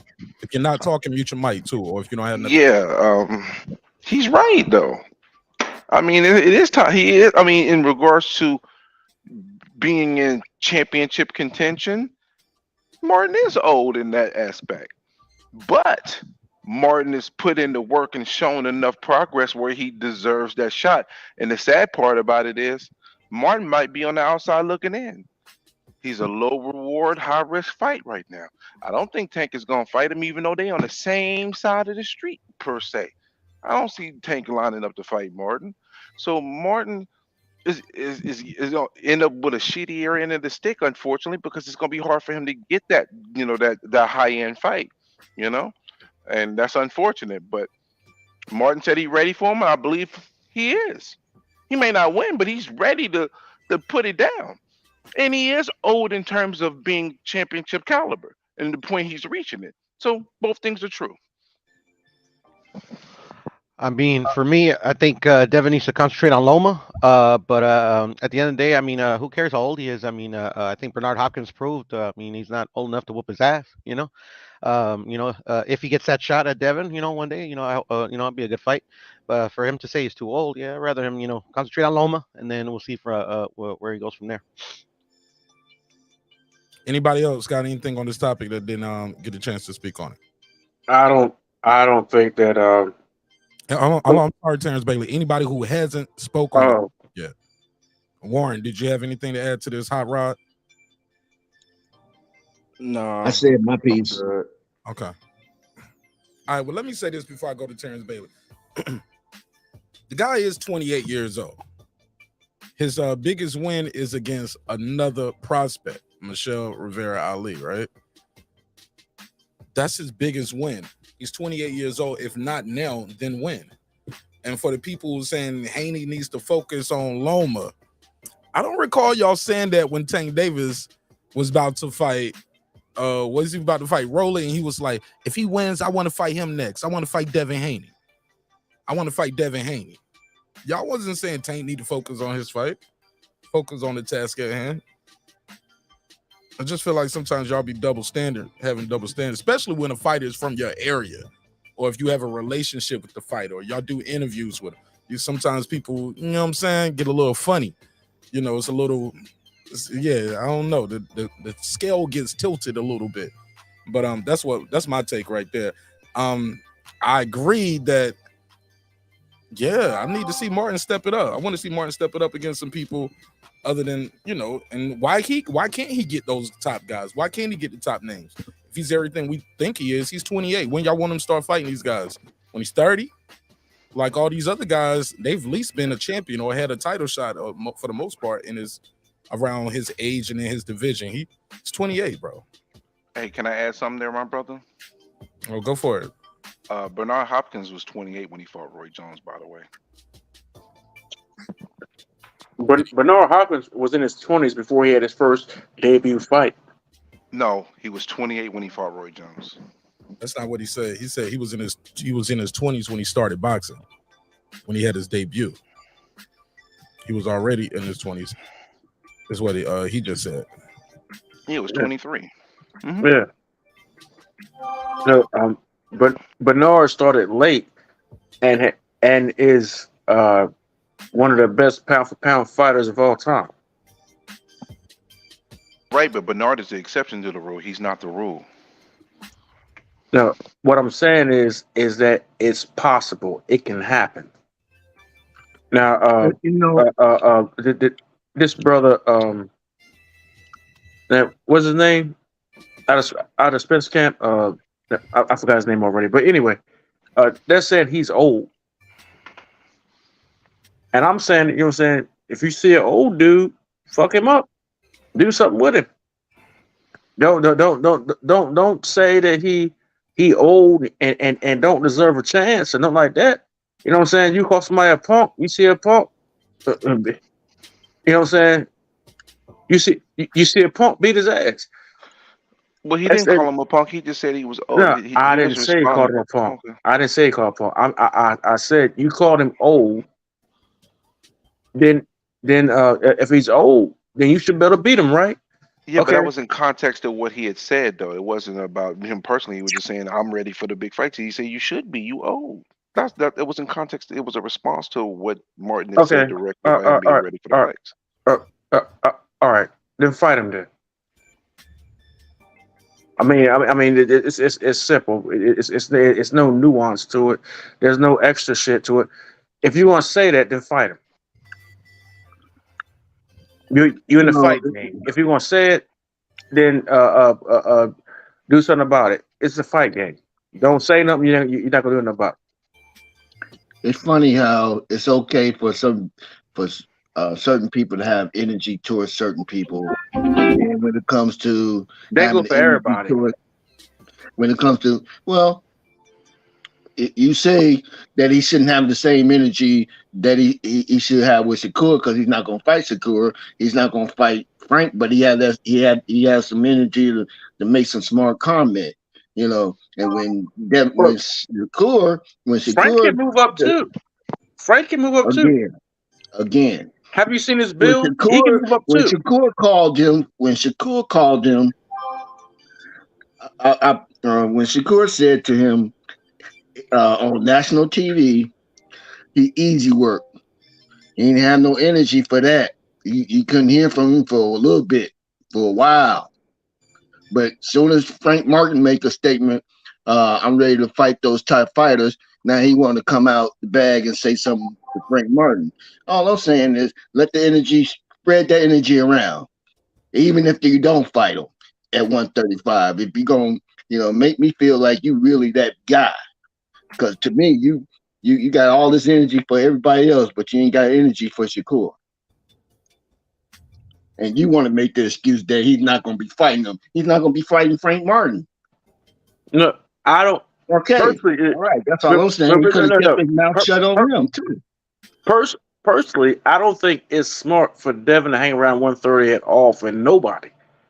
Did you see how Devin looked his last fight against Kambosos at the weigh-in? Did you see that? I saw that. I don't recommend Devin stay around for 135 to no one, and I'll tell Bill Haney the same thing. Me personally, I would not put my son on a scale looking like that for a fight. Ain't no way in hell I would put my son on a scale to weigh in for a fight looking like the Crypt Keeper. Ain't no fucking way. So I say that Devin should move out of that weight division. Them belts are not that important, and paying all them damn sanctioning fees, it's only bragging rights. Don't let bragging rights put you in a goddamn grave. Is what I'm saying. Failed kidneys, liver, and all kind of stuff from doing that shit. No, it's not worth it. There's no one in hell I would do that to my child, and I'm not saying nothing bad about Bill Haney. They're in the fight game. That's what they do. But that right there, if my son was fighting, I would not do that. My son not doing that. My son is not doing that. That's not happening. I'm not sucking my son down like that. Pause. All right, let's go to the next topic. Really? Really? Man, you fucked up for that. Yeah, shout out to my boy Alex Russell. Alex, just type whatever you're trying to say, bro. I'm only trying to do one call a night, so you can beam in or make your call good. If you want to support the show, click that super chat button, click that cash app button, and we can get you another call. But for the most part, I try to only have one call a night from per caller. So that's my new style. So one call, that's all. So you can beam in, you can type it in the chat, or you can send a super chat or a cash app if you want to get another call. But other than that, I'm only doing one call per person. All right, let me go to the next topic, man. Moving right along. Was Wilder right or was he wrong? As y'all know, the Bronze Bomber got booked on some charges early this week, and he was released immediately. Deontay Wilder is facing a gun charge in California. He's facing his gun charge in California. According to the narrative, the cops pulled him over because his windows were tinted and his license tag was obstructed. When he rolled the window down, they smelled the odor of burnt marijuana, conducted a search of the vehicle, the Rolls Royce, and they found a pistol in the car. Damn, put a case on it. Actually, they put a case on it. Now, I've seen certain people talking about this, and some people are saying, hey, Martin Nash, you got to do what you got to do when you're out here in these streets. It's a dangerous city. Some people are actually saying, salute to Deontay Wilder. I was like, damn, salute? He caught a case. You know what I'm saying? But some people, his statement was, I'd rather be safe than sorry, the end. Some people say, hey, look, this is kind of thumbing your nose at the judicial system. Probably shouldn't have put this out. Wait for your case to be over. What say you to the what say the audience? What say you guys? Deontay Wilder getting caught with that goddamn it on it. He had the strap. What is your take on this topic? Was he wrong for having his pistol, this concealed weapon, or you guys like, hey man, do what you got to do? Should he just have security? Who wants to tackle this first? Let me hit it first. He should have had security. Go ahead. Hold on. Well, I think Unbiased Fan said he want to go first. Go ahead, Unbiased Fan. I mean, initially I was like, I can't blame him, but then when I thought about it, he's a millionaire. You have options. He could have hollered at Floyd, let me borrow one of the security guards. He should have got security. You got to know the laws from state to state that you're dealing with. You're from Alabama. You can tote your joint all day. But in California, you're dealing with a very, very, very, very liberal state, and they don't operate in the same fashion. And you should know those type of things, and you should be prepared for those. So at the end of the day, as much as I want to say, hey, I can't fault him for doing that, because you want to be able to roll and protect yourself because you get lined up in Cali. He could have took the proper precautions, had security detail, and had somebody licensed to be able to carry for him. So at the end of the day, that's on him. He should have took the proper precautions. All right, let me go to this call real quick. Let me take this call, and then we'll go back to the panel. 330, you got the flow. Tell me your name. Where you from? Yo, this is that guy who clips 330, coming live from the great state of Ohio. Sending love to all the goddamn neighborhood, everybody that's out of my voice. How you feeling? What's popping? Oh, man. First of all, I understand. Chris Rock voice, I understand, Deontay. But goddamn. And I just wanted to comment that with all these rappers getting ran up on and all these celebrities getting caught with their pistol and getting in trouble, I wonder, why is Little Tim still trying to rap that he should be starting his own private security company? I'll tell you, Deontay would not have no charge if he was riding around with Little Tim. He wouldn't have nothing to worry about. Yeah, Little Timmy in the truck. Shout out to Little Timmy. All right, I'm gone. Okay. So let's talk about the gun charge right quick. First, he had a conceal and carry, but he didn't register or report it with the state of California, and that happens that happens from time to time. Illegal, period, bro. It's period. It's illegal. At that point, it's over. No, it's not. But okay, so let me finish. What's going to end up happening? What's going to end up? Army. My gun was legal in that state. It was not registered on post. I called a gun charge. Case closed. That's it. Right, but this is what's gonna happen. He gonna register the gun and hear me out. Hear me out. Let's get through this part first. Was he right or was he wrong? I don't want all the sugar coat, all the extra stuff on it. Warren, I need you to be cut and dry first, and then you can give me all the extras. Was he right? He got caught with a gun charge. Apparently, it wasn't registered. So was he wrong? Because some people are saying he's still in the right. Because like, hey man, keep your family safe. You know what I'm saying? Protect your life. Was he right or was he wrong, Warren? I said he was legally he was in the wrong. That's bullshit. Okay, go ahead, Terrence Bailey. Say this boy. All right, look. We thought legally somebody was in the wrong. Legally, slavery was legal. So legally legally that legally stuff can kiss a black man's ass. Now, as far as what Deontay Wilder did, was he in the right? Yes, he's in the right. California has some of the worst Second Amendment laws in the nation, and it stemmed from the Black Panthers storming the Capitol. They didn't even storm the Capitol. They went in the Capitol, you know what I'm saying, in order to regress their differences, and they had to be armed. And then what resulted from that was the Mumford Act, which was another racist, anti-Second Amendment law against people that look like us. So when it comes to California, they have no legitimacy when it comes to Second Amendment issues. Now, Deontay Wilder being a celebrity and having people that will want to rob him and whatnot, he's out there in a several $100,000 luxury vehicle or whatnot. Yes, he should have had some type of protection. Did he need to go out there and hire a whole firm like Mayweather does? No, he shouldn't have to.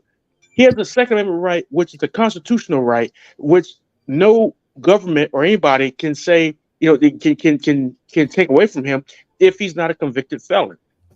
The problem is that wrap this shit up, man, and pass the mic, bro, because you're going long-winded on this shit. Respectfully, I got to get back in. You got to pass the mic, Terrence Bailey. I'm just saying. Hey, look, I go through this shit with senators and congressmen all the time when they be doing their bullshit. So, man, hey, look, don't get me started on that, man, because I be talking to these guys all the time about their dumb shit to take away black people's rights. Yeah, but it ain't black people rights. That's the state of California. That's their laws. When in Rome, you do as the Romans. Now, you can't hold up, Terrence Bailey. I'll let you. I had to suffer through all that you just said. Please let me reply, my brother. I'm telling you, that shit you said is crazy, and it sounds like you just don't want to hold the brother accountable. Like you said, he in $100,000 vehicle. He a multi-millionaire. You know what? That means you can afford security, and you don't have to hire 40 dudes that's 6'8" and former retired players like Mayweather. I'm gonna tell you what, I don't never hear about Denzel Washington getting robbed in the LA in California. Hear about Mark. It was my turn, man. Let me speak this shit. I wrap it up. I make it fast. I ain't gonna be long-winded. I don't hear about Will Smith getting robbed. You know what I'm saying? It's a lot of people you hear in California. You don't hear about this shit happening to them, and you don't hear about them catching no gun cases neither. Like it's like you just don't want to hold them accountable. That's one thing.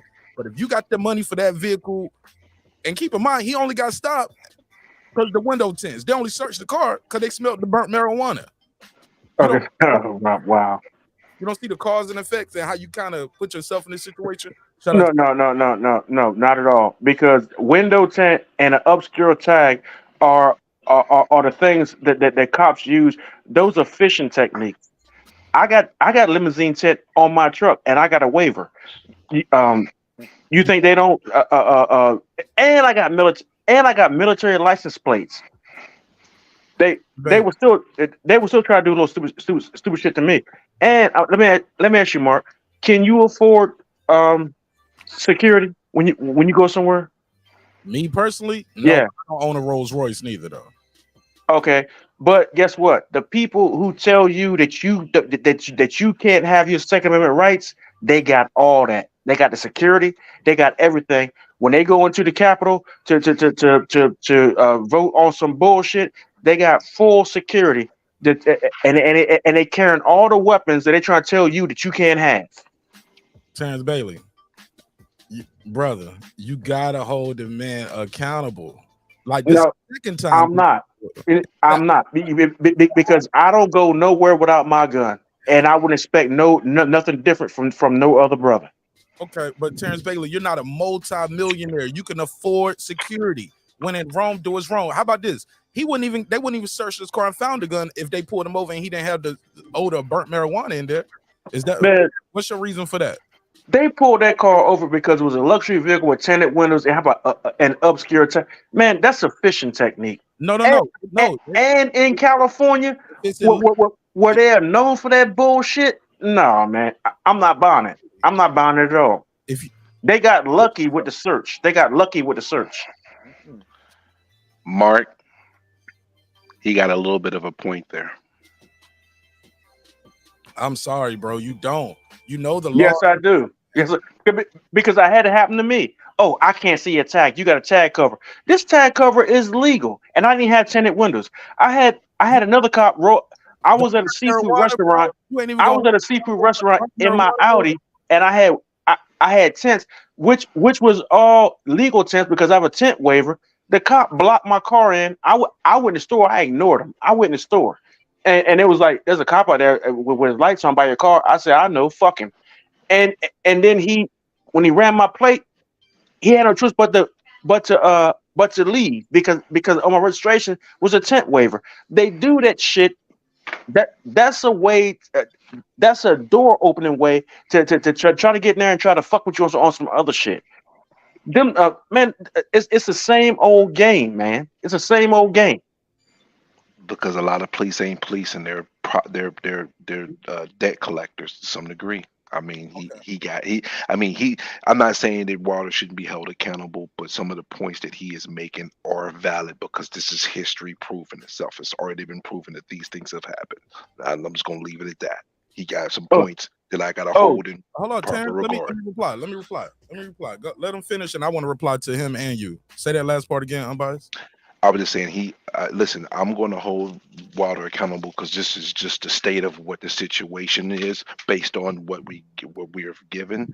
But the points that he has made are valid points because this is nothing new under the sun. These are things that have transpired. In a lot of cases, police officers are not policing. They're debt collectors. They're there to make money for they like New York. I got to get out of New York because all they did was try to take money from me because they wasn't enforcing laws. They were just finding ways to take money from me. Fair enough. Fair enough. You sound like Troy Graham right there, taking money from me. Hey, look, but let me. You don't think Wilder knew that before Tuesday when he was arrested? Did they just start that on Tuesday with Wilder, or has that been going on? Because from my understanding, you can go on a fishing expedition all you want. You ain't gonna get no fish out of a mud puddle. Now, if you got a pond or a lake, yeah, like, bro, you not gonna get no damn 10-foot trout out of a mud puddle. It's no there. It's nothing there. Why is it so hard to say, damn, bro, get your paperwork right? Okay, damn, bro, get a security guard. Why not? Especially if you know I'm a black man driving a camouflage Rolls Royce with gold tints on the window. What's so hard? Get the tag waiver. Hey, Mark. Can I get in, Mark? Why is it hard to hold somebody accountable for like doing the wrong thing? Before y'all do, let me do this super chat. I don't know if y'all can see the screen when I'm putting these super chats up, but I got to do those. That guy Clip said Terrence Bailey Sr. just gave a lecture about slavery just to justify carrying guns illegally. He said, "Life Jennings drop again, please, Martin Nash." Here you go. Hold on. Okay. They paid for this, Terrence. Let me give it to him. That's what he paid for. Shout out to Clips. I got 5 on it. Hey, go ahead, Terrence. Let me respond to that. TB Senior just made a lecture about slavery to justify carrying guns. All right, illegally. Do you know? Do any of you know about Roger Taney, Justice Roger Taney, and the decision he made about human beings being two-thirds a human being? The Dred Scott decision. How many of you know about the Dred Scott decision? That's old, bro. No. It has a lot to do with what's going on right now. How many of you know about the Dred Scott decision? Tell me how that ties to for Wilder carrying this gun illegally. Go ahead. Okay. The Dred Scott decision, Roger Taney ruled that black folk was only 2/3 a human being or whatnot. He ruled against Roger Taney for the sole reason that if he had ruled for Roger Taney, he would have gave Roger Taney, a black man, Dred Scott, a black man, his full constitutional rights. That being the Second Amendment. Now, throughout history, the Democrats have not allowed black people to have their Second Amendment rights. If you were an African, a Native American, or Irish, you were not allowed to carry a gun. Now, tell me how different what they're doing then is what they're doing now. And right now, the majority of those are black people. Okay, so in that party, a lot of them are black people, and then they invoke black civil rights activists, black historian, black historic figures like Frederick Douglass, Harriet Tubman, who were all what Deontay Wilder did would all say that he should have done, but they got the rest of y'all brainwashed. Okay, so let me. Is he has means, he has know-how, he knows. Doesn't matter. It's an individual right. Look, sir, I'll let you talk the whole time. All right. You got to be able to take. You got to take some retort too. You got to be able to take the good with the bad. All I'm trying to say is he has means, he has know-how, he has money, he has a team of lawyers, he has resources. He knows better than one, not get that gun registered. Two, don't be riding around with the burnt marijuana. That's it, bro. Like, it's wrong. And if he did not have the burnt marijuana and they just stopped him for the tags and the license plate, the shit wouldn't have made no news. At best, he would have got a ticket. it would have been over with and done with. Hold up, Terrence. Like somebody else trying to go too. Like, ain't weed legal? Not, you can't ride around and smoke it, bro. You can possess it, you can transport it from here to there, but you can't. They didn't say he was smoking it though. I'm just telling you, bro. He's the operator of the vehicle. They smelled the odor of burnt marijuana. As far as we know, all reports, he was the one operating the vehicle. He's the one owns the vehicle. He's the one that got arrested and charged. That's all I'm saying. Go ahead. Let's pass it around. Who else was trying to jump in? So yeah, I hold him accountable for the fact that you got Google out here. All he had to do before he went into the state of California is to register his weapon. He could have called ahead and got a permit that the carry his weapon across to wherever he's going to California. Period. He didn't do that.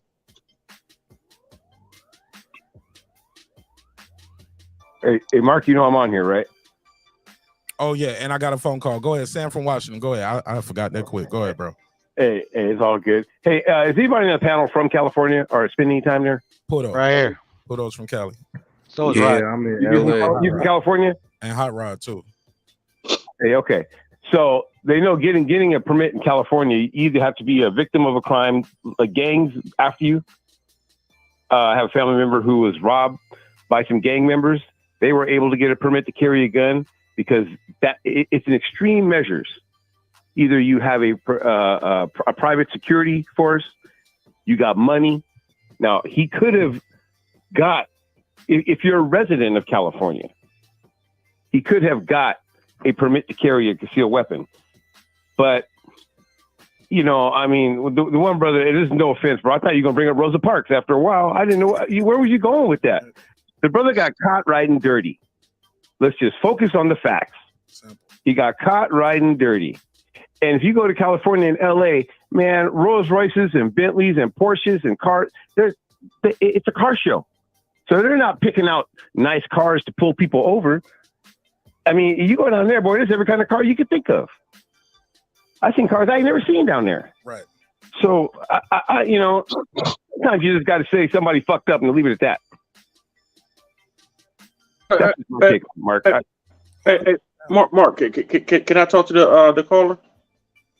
Go ahead, Sam. Sam, cool. He'll reply with you. Go ahead. Hey, look, Sam. Here's the issue. He shouldn't have been cited in the first place. The Supreme Court had already ruled that you carrying a firearm for your own personal protection, there's no constitutional law that says that you must give the state or any state the reason why you need a firearm. And the Constitution is on all states. So it wasn't the fact that Deontay Wilder had the weapon on him. The reason, the problem was the fact that he was cited for it. Now, do you need a permit to voice your opinion right here on Mark Nash's channel? No, you don't. It's called First Amendment. It was ruled just last year by Clarence Thomas and the Supreme Court that the Second Amendment is not a secondary constitutional right. Therefore, you don't need a reason to exercise it. So again, why was Deontay Wilder cited for having a firearm when it's a constitutional right and the Constitution goes over all states? He wasn't. He wasn't cited for having a weapon in the commission of a felony. He was just cited just for having possession of a weapon, which is his right. That's the problem with the state of California. Okay, all the bullshit laws that have plagued the whole country have come out of California. Terrence, whoa. Hold up. Let me spit some facts for you, brother. Washington, I live in Washington. They just banned AR-15, so you had to buy them. And they banned, 6 months ago, or roughly 6 months ago, they banned extended magazines. So I bought a bunch of them. You can get grandfathered in. We are in the western side of the country, so we work with the worst part of the country. So let me finish, bro. So the gun laws in California and Washington are both being challenged in the 9th District Court. So right now, the laws are in effect. I agree with you. I have a concealed weapons permit. I own miniguns. And I'm grandfathered in for what I have. But what I'm telling you, not for long. Law is the law. Let the caller finish, y'all. Y'all gotta I let the agree with the caller finish. Y'all gotta let the constitutionality of caller it. speak. But the bottom line are the states can make laws in their states, and they have done so. And so until those laws are overturned, and they are in court, they are being contested, the law stands. Now, everything you're saying, that sounds great. But the bottom line is, the law is the law. They didn't, you know what? They arrested him. He didn't file a countersuit for false arrest, did he? Nope. He broke the damn law, bro. It's too soon for him. It's too soon for him to do that. It just happened. No, you can't do it. It's a legal law. They passed the law. It's being contested, and until they get an injunction, if you look at the 9th District Court and look up man, I'm involved in it. I'm following it. I'm a supporter of the Second Amendment. I'm with you on that. But I'm not going to sit here and say that because of what the Constitution says that the state can't make laws, because that'd have my ass in jail. Now, you're allowed to carry a gun where I'm at with a concealed weapon, or you can open carry. California does not have that. But I get what you're saying, and I get I back what your beliefs are on it. But it's not the reality of the situation in California. Go ahead, Puto. That's just what it is. Go ahead, Puto's from California. I think he was trying to get in next. Go ahead, Puto. I'm sorry. Yeah, You good? You good, Sam? Take your time. No, all good. No, I just want to say, yeah, I'm from California. And this comes from like a person that's never ever been really into guns. Shit, I think I've held a gun once in my life. But at the end of the day, I mean, I agree with a little bit of what I think Bias was saying earlier, and a little bit what Terence Bailey was saying. The tinted windows, they use that, like to collect money off the peoples or whatever. At the end of the day, I mean, like, should he be held accountable? Yeah. I mean, like, I just think in this particular case, he didn't know the laws. He's from Alabama or whatever. I mean, I've never known Deontay get into any trouble. I never heard he was like a knucklehead with that type of stuff. So at the end of the day, I mean, that's just something he's gonna have to eat. Unfortunately, the cops are the way they are here, and it's unfortunate, but it's a lesson learned. Hey, Piro. Hold up. What up? Before you do that, hold up. We got somebody. Let me make sure everybody got a chance to give me their take first. High Rod, did you give me a chance? Did you get a chance to speak on this yet? Before we open it back up to everybody else. No, I'm good. All right, go ahead. Centos, just pull it up. Go ahead, Centos. Give me your take. Then we'll open it back up to everybody else. Centos, unmute your mic. All right, we'll come back to Centos. He appears to be having some audio issues. Go ahead. What was you trying to say? I don't know if that was Brim. That was me. Only thing about that Piro is it seems that now this, I don't know this for a fact, but it looks like Deontay Wilder has a home in California. So if he has a home in California, he should know the rules of one of the residents he lives. True. Well, that's the whole point. California's laws after the issue with the Black Panthers and Ronald Reagan and the Mumford Act, California is not a state that you can negotiate with. I don't care who you are. They try to institute a law where a gun has to have a micro stamp that on the firing pin, that every time a round is fired, there's a unique stamp on the casing from the firing pin. That technology does not exist.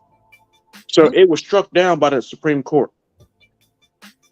California is it is the absolute worst state when it comes to putting out shit. And the problem is that the shit that California puts out doesn't stay in California.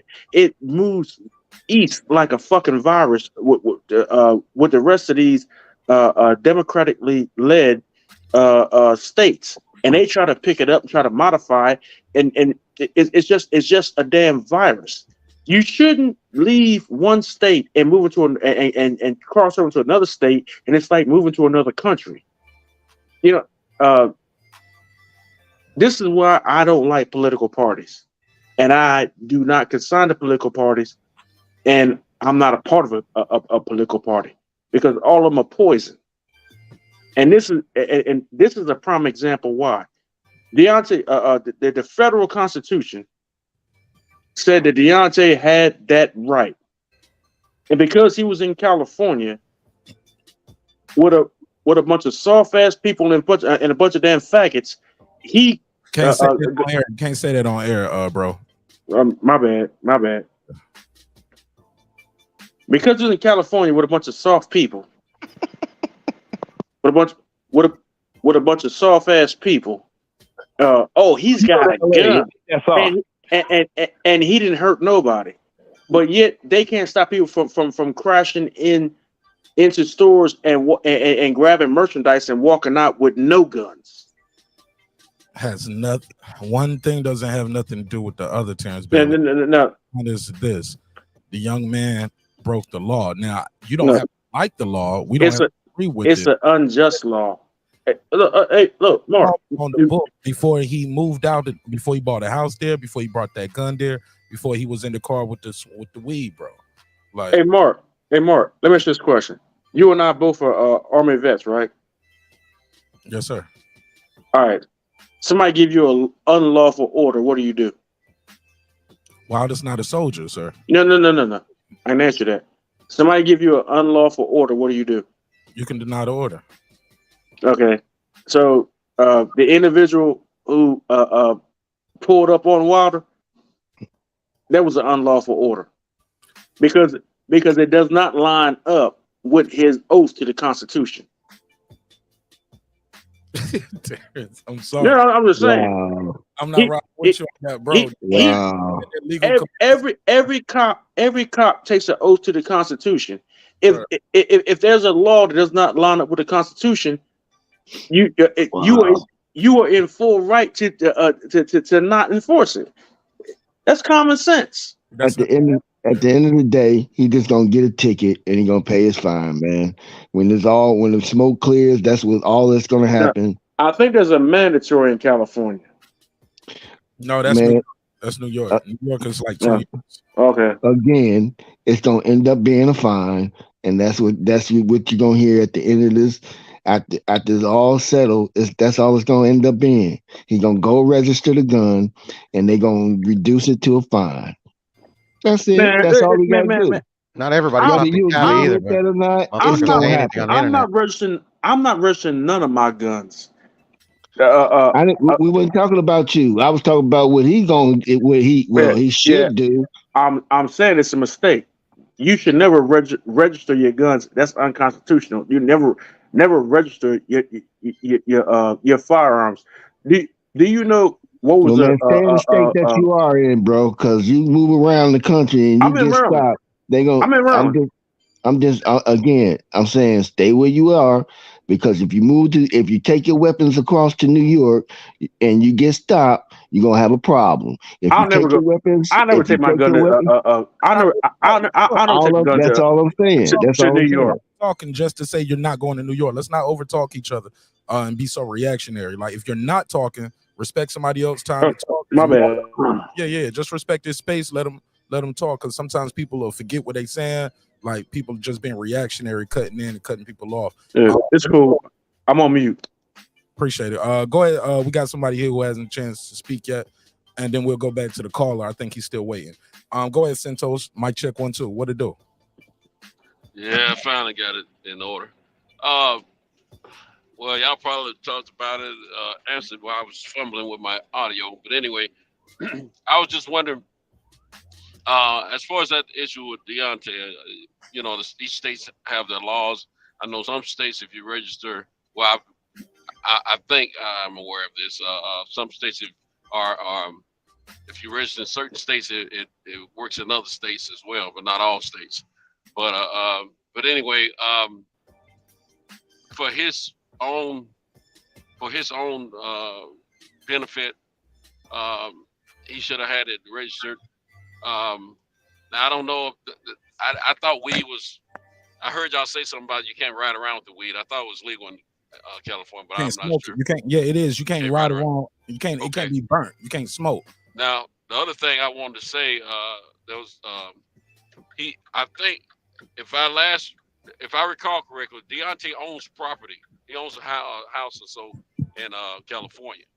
So technically, he can be considered a resident. He's paying property tax out there for a home. Um, there was a guy that said something about there's all kind of types of cars in LA running around, Rolls Royces galore and all that, which is true. I mean, they got it. You think of a car, they have it, and they got plenty of them riding around.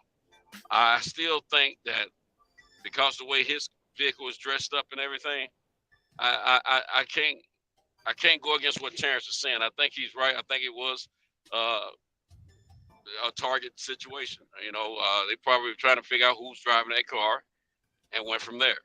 And if they don't have a traffic violation like speeding or not stopping at the stop sign or running through a red light or some bull crap, if it's just about the tinted window, I'm telling you, I've been in LA. Every Rolls Royce I ever seen out there had dark tint. Every last one of them. And so I don't buy that excuse. I'm with Terrence on that one. And it is what it is. But yeah, we still got to be in compliance with the laws of wherever we are. But at the same time, it is what it is. But we all know cops do fish. They love fishing. If they see something or a certain person they want to target, or they want to see what's up with a certain vehicle, yeah, they'll find any excuse to pull a vehicle over. I mean, to me, as many high-end cars that are out there in LA with dark a limo tint, shoot, they should be pulling people over all day. That should be a full-time situation. Okay. Stay what you got there. Terrence Bailey Sr., you have been timed out. They put a bounty on you. They sent you to the gauntlet. They put $5 on your head for 5 minutes, and then Clips put $5 on your head for 5 minutes too. So they got you backstage. You got 8 minutes left if you still want to stick around. But yeah, they got you timed out right now. Shout out to HLD for the donation. He said, put Bailey's 50 cent opinion on timeout. Let me give him the drop. I got 5 on it. And my boy Clip said, I second that opinion, HLD. He said, I second the motion. I got 5 on it. And Bailey said, I don't have to take this shit. I'm going home. Food Revolution, talk to me. What's up, sister? How you feel? What up? How you doing, Mark? How you doing, chat? What's good? What are we talking about? I just heard a little bit of what the last caller said. Fix your about audio. California. Fix your audio. It's staticky real bad. Hold on. Let me take off my AirPods. Hold on just a second. Terrence Bailey, I see you backstage, but you on timeout. They paid to kick you off, man. That's the gauntlet. We do the gauntlet over here too. So somebody can kick you off for 5 minutes for $5, 10 minutes, $10, 20 minutes. Or Can somebody you hear me better now? Yeah, somebody can match the $10 if y'all want to bring Terrence Bailey back. You can send a Cash App or a Super Chat, $10. Go ahead, Food Revolution. Okay. I don't know who the last speaker was in regards That was to. Terrence Bailey Sr. That's the guy that timed him out. Okay. Hi, Terrence Bailey. He's backstage. He's timed out right now. Oh, okay. So what was he talking about? California law, gun laws, and high-profile cars. More, I don't remember exactly. She was talking about me, Mark. Oh, okay, that was Centos. Okay. What were you saying, Centos? Well, I was saying, every time I've been to LA, it's always a galore of high-profile cars, and they all seem to have limo tint to me. And I said that, I think I agree with Terrence that they targeted Wilder's car because they wanted to see who was in it, probably, because he got a different look on the outside of the car, for one thing. But at the same time, I think if they were pulling every car over for a limo tint, they'd be working all day in LA, because I mean, it's just what you see out there. Exactly. Everybody has a high-profile car out here. So, what does this have to do with the Wilder case? I don't know. Terrence Bailey got about 5 more minutes, and he'll be right back. Go ahead. He was pulled over for the tent for having a limo tent or whatever, dark tent on his car. He has a SUV, Rolls Royce SUV, and they smelled burnt marijuana from what I'm hearing on the show here, because I didn't know nothing about it tonight. And they searched his car and found a weapon in there, and it wasn't registered to the state of California. Yeah, well, I've heard about the case. I've heard about him. Well, I've heard about the arrest. I haven't heard anything or read any paperwork about the case, so I don't know exactly why they pulled him over. So that's speculation in regards to what you just said. The reason why the limo tent. What I will say is that in the state of California, like you said, high-profile cars are nothing. That's a waste of time to pull him over. Yeah, and the smell of marijuana, since marijuana is It was burnt. legal. The key elements of this too, food. I just want to make sure you have all the information. He had a legal tent and his tag was obstructed. So that prompted the routine traffic stop. Okay. Once they stopped him, they smelled the odor of burnt marijuana. That was the key. It's not like you just got weed with you. You can't ride and smoke. So once that happened, they did a search of the vehicle, found the burnt marijuana, but also found the weapon. And the weapon was a loaded concealed weapon, and that's what happened. Okay. Well, this concealed tag or whatever, that would definitely be a reason to pull someone over.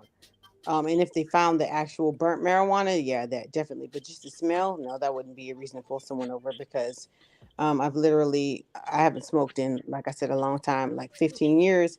And I've had cops knock on my door just because someone called and said they smell marijuana, and they just be like, hey, smoking marijuana is not good for you, so just don't do it. They don't care because they have so many other cases to chase. They don't give a fuck about no smell of marijuana, even before it was legal. So I don't understand why they would pull them over for that. But yeah, the obstructed tags, yeah, that's a definite reason they would pull you over. Hey, Mark, you say he had obstructed tags? Obstructed tag, tinted windows. That prompted I didn't hear that part about the tags, but I want to say if it was tinted windows, so you don't know they're illegal until you stop a person and see if they have the documentation. Obstructed tag. Otherwise, obstructed tag. No, I'm talking about the tint. I didn't know about the tag until just now. Yep. Yeah, I have limo tinted windows in my car, and I have no problem. But yeah, the obstructed tag, that's a reason. If they can catch you. All right. So was he right or wrong? Because Terrence Bailey said he was 1,000% right. The black man, they picking on him. He said they what? Let me see. Hold on, Food Revolution. I think this is you right here. We can go back and forth about what my penis is, but my penis is my penis. I don't know what was going on, but my man was like, yo, they bothering him. The goddamn white man is the motherfucking devil. He kills everything that a black man ever created. That's Terrence Bailey. You know what I'm saying? So, yeah, that's crazy because how would they know if he had limo tinted windows at 1:00 in the morning? How would they know it was a black man inside? Because that shit look niggerish. It's a Rolls Royce with a camouflage tint, and it's a bomb squad on the side of it. Who else is driving that shit?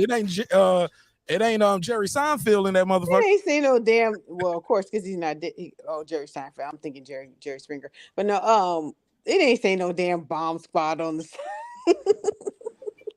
That shit got his face on the side. They say bomb squad. He's got like a black and goldish type wrap on that SUV. Yeah, but even so, like a bowling ball effect. Well, even if you guys said, like if they found the burnt marijuana piece in there, like literally, they wouldn't arrest anybody. They don't know who's smoked it. They would have to do a smoke test, and in order for you to be able to do that, you have to get your supervisor out there. No one's gonna be bothered with all of that shit. So I don't know what the fuck they're going with that. So that might just be speculation as well. Could have been somebody else shit in his car, right? They would have to get the supervisor out there. They'd have to get the police supervisor out there before they would be able to go that far. Did he yell "bomb squad" when they pulled up? Yo, that'd be funny. The nigga get arrested. If he walking away, he just screams out, "Bomb squad!" It would. Whoever's handling this for Deontay Wilder, they're doing a good job because I have not seen a mugshot from this arrest or the arrest that he had back in 2017. And I didn't know that it was burnt marijuana, but I know that he does invest in um, cannabis distillery. You know, he's invested in that. He makes an investment in that. So, but this is the first time I heard that was burnt marijuana. Because you're right, you can't ride around and they smell it burn. So, No, that's bullshit. You cannot ride around and you are under the influence. You can't say who's burnt it. You could be like the person you rented the car from burnt it. There's no proof okay. that he was the one or anyone in the car was the one smoking it. So, like I said, before you can go beyond the breathalyzer test, you have to have a supervisor. So, if I were to get pulled over and someone say I can smell marijuana, I would say, okay, I would like to speak to your supervisor, and we'd have to wait a whole fucking 3-4 hours. Oh hell no! You can't keep Out me there. that long. You can't keep me on Yeah, the side of the yeah, road. exactly. Mhm. That's the reason why I would say that. So Okay, we got Terrence Bailey straight out the penalty box. He back. What up, bro?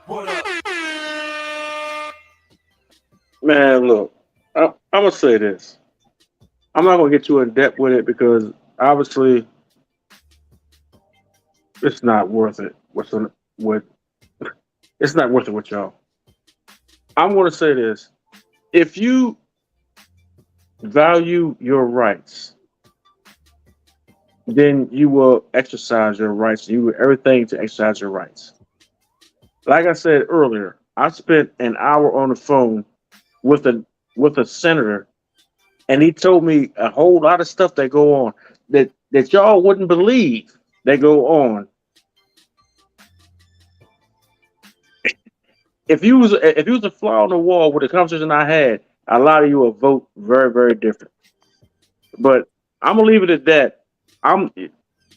While I was in timeout, I was just sitting back listening, and I'm not going to indulge in that shit. Y'all on some bullshit. it seemed like you got a little moist because you was in timeout, man. No. You know what? I'm messing with you, man. The best thing was I was in timeout, so I couldn't respond. So I could just sit back and I could listen to the bullshit and the dumb shit y'all was saying. You know what I'm saying? Especially, well, it sounds like y'all are people of color. I can't say you are, but it sounds like you're people of color.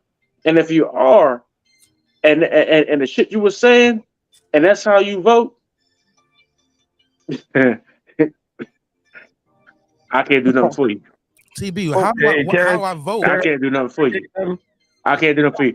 I agree with you. My nonprofit, and the things we're trying to do, we can't do nothing for Negroes like you. Ooh, you sound a little spicy. Well, it is. Well, you know what? Our nonprofit is for African American preservation and restoration, and y'all don't. And all the stuff y'all was saying, that ain't you. Okay. You know what it is? You. Can I say something real quick? That is damn sure not you, because y'all was talking some white supremacy. I'm for Sambo type shit. Who's speaking right now? That's Terrence Bailey. Terrence Bailey. Do you live in California? I would never live in California. California I've lived in California. California is the reason why black folk have the Second Amendment problems we have right now. Okay, well, you have a right to All your the opinion. bullshit laws that ever spread it east have come out of California. I respect your opinion. Okay, even though people have been running to California for freedom since the beginning, since way before Jim Crow. Okay. Right, because I sure as fucking been California is named after a black woman, but south for freedom. Ain't nobody been running to the east for California freedom. named after black women, but tell me what Ronald Reagan and all them have done in California, and y'all continue to perpetuate throughout the entire nation. But wait, it gets worse. Let me tell you this: you are speaking from second or third hand information, and I'm speaking from first hand information. I'm speaking from. I'm not even going to talk about. I'm not going to go there with you and your nonprofit and all that kind of stuff. What I will speak on is California law, and I will speak on the actual topic that was presented. But what is the But law? you just came back in and said you wasn't gonna go any further with it, and here No, you no, back on your soapbox again, brother. Hey, back up, brother. What's the law? I want to know what law is. In regards to what? Let me Everything. figure out what it is that you want to know about, and then I'll address that. All of this crap. What they trying to disarm black people? What is the law in California? No one's trying to disarm black people. I'm an armed black person, and so is my son. What is the law in California? In regards to what? All Concealed of carry, open carry, what? You have to be specific, sir. all the gun laws in California. All of them. No, you can't just say all the gun laws because it has No, to be no. specific, like I said. Everything regarding black people. I want you to tell me. Okay, well, it's not because I know the I'm right back and thing forth. because all of the laws apply to everybody. You want to make it a racial issue, so I need you to be specific in regards to even if you say black people. Okay. What are you talking Okay. about? Okay. So It's time what? you out again, What? bro. I'm gonna let you say this before they time you out, but they don't time What? you again. What's banned in California? What's banned in California? Tell me that. Assault That's on you, rifle. Foodie. That's on you, Foodie. Terrence Bailey. They got you backstage for $5, man. You can match this $5 if you want to bring them back, but bring For them what? They don't have to have no reason. It's just entertainment, bro. Okay. All right. Go ahead, Foodie. You got the floor. HOT. Okay, you said what? Okay. Oh, so shit. you asked me a question, and I got 5 on it. He said, for what? Man, they don't even need no reason. That's capitalism for you. Hell yeah. Okay, well, I missed something. What did I miss? All right, so we got the gauntlet going. Somebody can kick you off the panel for 5 minutes for $5, 10 minutes for $10, 20 minutes for $20. They paid to kick him off the panel for a minute. Oh man, so if you hate somebody, you can just permanently have them. Boy, that's dirty. Well, you can kick them off for the whole night for $50. You send in $50, they gone for the night. But somebody can always match and bring Y'all himself back. motherfuckers better not kick me off, bitch. I got something to say. No, they're gonna show you love, food. It's all love. But it's all love. It's all love. Well, I can't address somebody who ain't on the panel, so we'll move on. Well, wait till they come back on. it is what it is. It's entertainment at the end of the day. I understand his frustration, but it's a little bit misguided in regards to the overall No, picture. I'm not frustrated. What I avoid is extremes and generalizations, and he was extreme and he was generalizing. So we all know that. No, I don't do that. We all know that the way he came back in, he said he wasn't gonna go any further with it, and then he got back on the soapbox. I ain't been on the panel but 5 minutes, so I don't know what he do. So I was just I'm trying to catch the rhythm of the story. But basically, can you explain the California gun laws to us? The other ones that you was talking about that we might be misinformed about. Okay, well, California gun laws have recently changed as far as concealed weapons.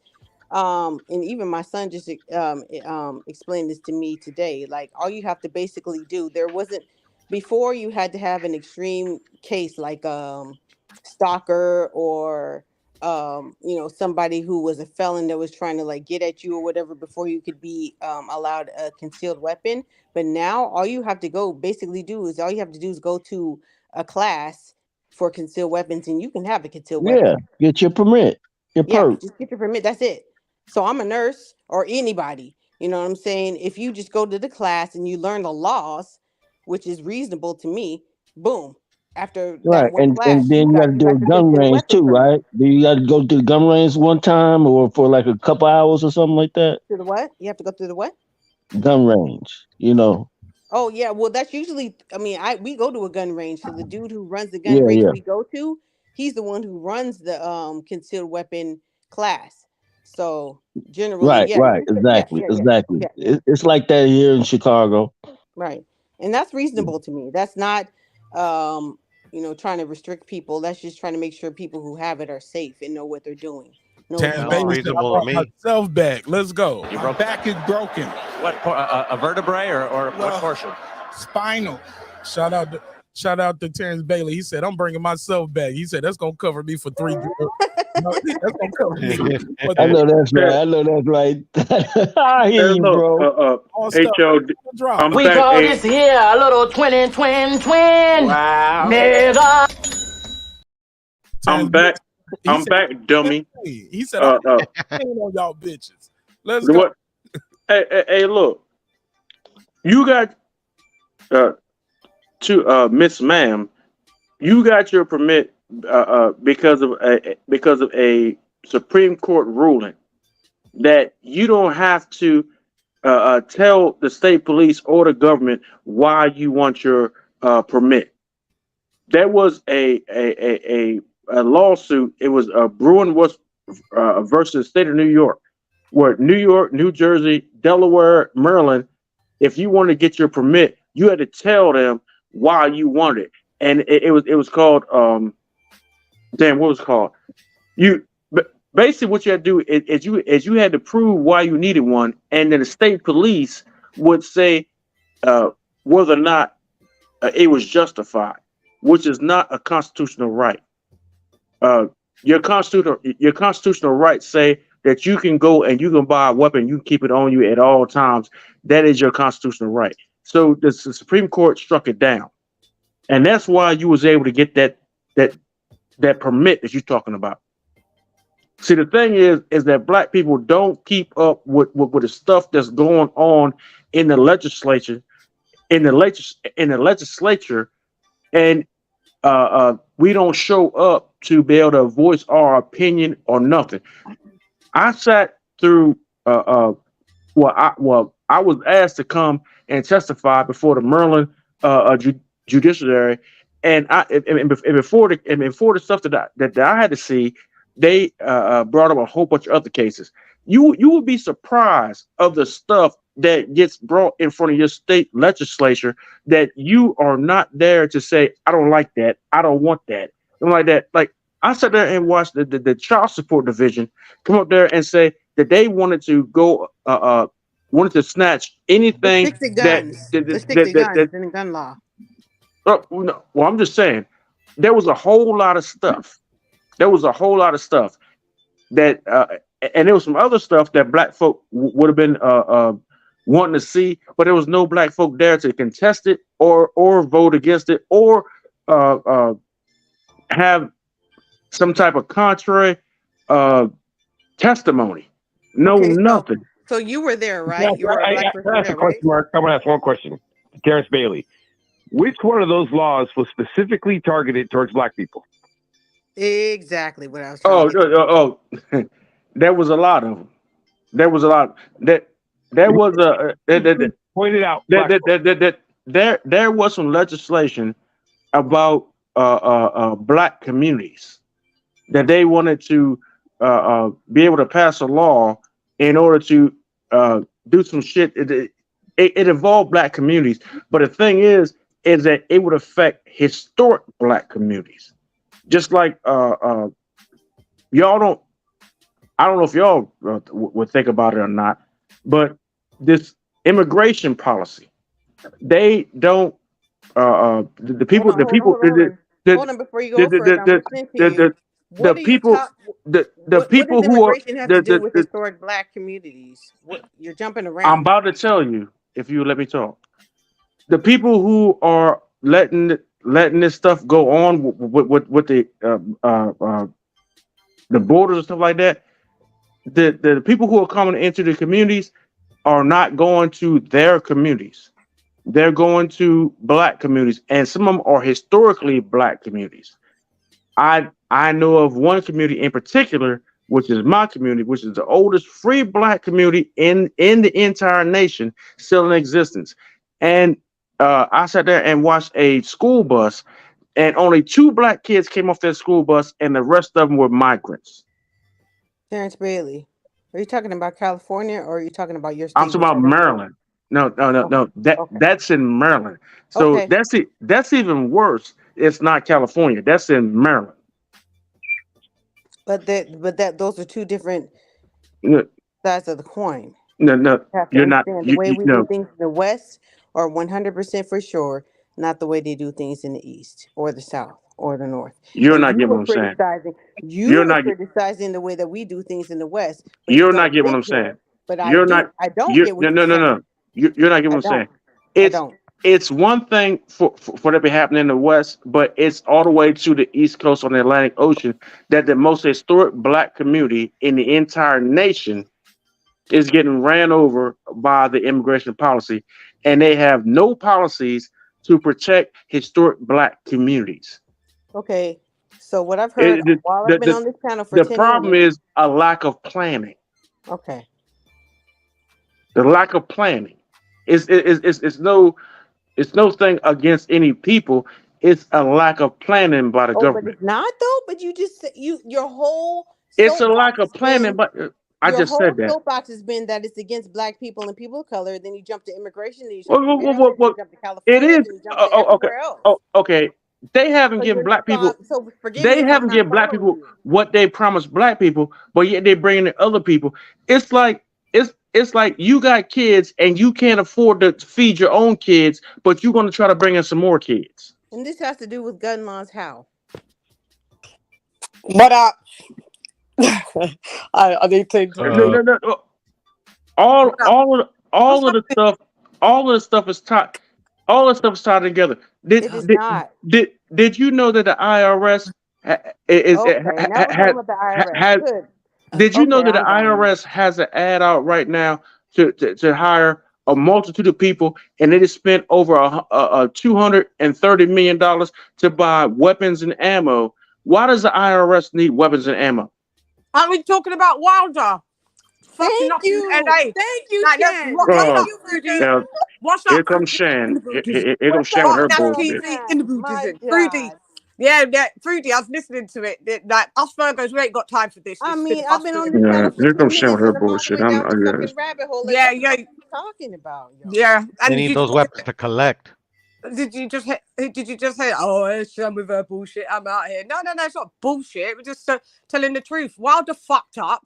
You can't have a concealed weapon. You're not an American citizen. You I don't know if give you a fucked fuck. up or I'm not. talking about it because Y'all I'm over there talking about it because in the UK randomly stabbing motherfuckers and shit. I'm Fuck talking out of here with that shit. Somebody paid to boot him off permanently. It's annoying. I'm talking about it because I can, and it's How global. many stabbings y'all got? How many stabbings y'all got? Okay. How many stabbings y'all got? A lot. I did. Yeah. You don't need Tell me guns. wet you. A lot. We'll wet you up. Y'all stab people up close and personal. Wait, let's just talk about what Wilder did. Yeah. Because we've got the super Wilder. Y'all murders are up close and We've got the personal. super Wilder in the building. You've been Y'all booted stab an twice. individual You've been and booted look in his twice. eyes until he dies. I don't believe you. You need more people. You've been booted twice. Somebody paid to boot this guy off because he always likes to. Mark, this is a good. I'm glad you've taken this adaptation of booting people. I don't care if I get booted, but it's always love. But see this geezer, he always comes on, chat shit, turns the fucking conversation left. Listen, Wilder was wrong. Wilder was wrong. Yeah, Wilder was wrong. He shouldn't have gone to LA. He could have had Habitual Wilder protection. hater. Stop Habitual Wilder interjecting. hater. Stop interrupting me. Shut up and stop interrupting me. Wilder was wrong. The gun laws are different, as you guys know, as American state to race class state. So there's 50 different laws. He knew you can't roll with no concealed weapon in that pimped out ride that drawing mad attention. What do you think police are gonna do? They're gonna draw you. They haven't seen that car in the vicinity at all. It's got mad over. Wait a minute now. Then you're smoking. No, his car's been out in California for a while. He has property out You can't do that in the United States because you've never seen that car. You can't pull it over because you've seen that car. You can't pull it. That's unconstitutional. Stop talking over and let her say what you got to say. Stop Everybody on this interrupting panel me. has said what they have to say. Yeah, stop interrupting me. So you've made yourself noticeable. Then you've got a concealed weapon. Then you've got weed. No, that if stupid was in the fucking dictionary, Wilder's picture for that definition would be in it. Come on, we got to keep it a buck and call it how it is. It could have been Wilder. Sound like you're a Fury fan. Oh, I hate Fury. Can't stand the geezer. Can't stand Fury. Yes, she is. Yes, she is. She's a Fury fan. Yes, she is. Yes, she is. Let me do this drop real quick. Shout out to that guy Clips. He said, "TB, get back in the corner right now." But TB paid that 20 for his. He paid 5 to get himself back, and he got himself 15 to the good. So he's up right now. He's still up $5, man. So you can't pick him off.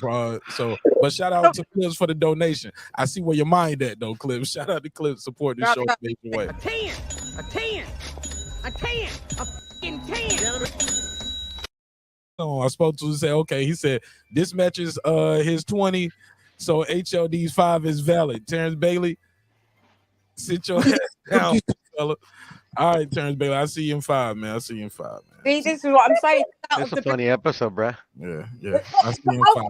So what? I got 5 on it, 5 on it. Other call. Let me take this call. Okay. 513, you on the MIC. Tell them your name, where you from, fam. What up, though? That's Lefty. All right, talk to me. Chicken talk. What's up, Left? Man, I just called in to say free TB. Oh, TB, he was cooking. They trying to get him out the paint because he was telling too much truth. TB, you always welcome on my platform, brother. This nigga over here doing listening panel. Too much cooking for them. Yeah, Mark put himself on timeout. That's crazy. Mark on a timeout for what? 20 minutes? These people ain't trying to listen to what he said. Well, I would let Man, let's go. TV brought itself back. I know that's right. I know that's right, T. Let's go, Terrence Bailey. You will not stop the Baileys. You will not stop the Baileys from talking. The Baileys got it, baby. They got it, baby. Let's do it. Let's go. Hey, look, I'm part of a historic family. I ain't trying to, man. Look, who that dude that did that? Man, go kill your mama. Man, hell with you. Oh shit. 10, a 10, a 10, a fucking 10. So I got time today. Go ahead, OG. You got the Just like that, huh? Man, look. Sam, I got much respect for you, sister, but you got some things where you got some biases. Some biases where you say that you're not a Wilder hater, but you seem to act like it. Now, did let me finish. I paid for this time.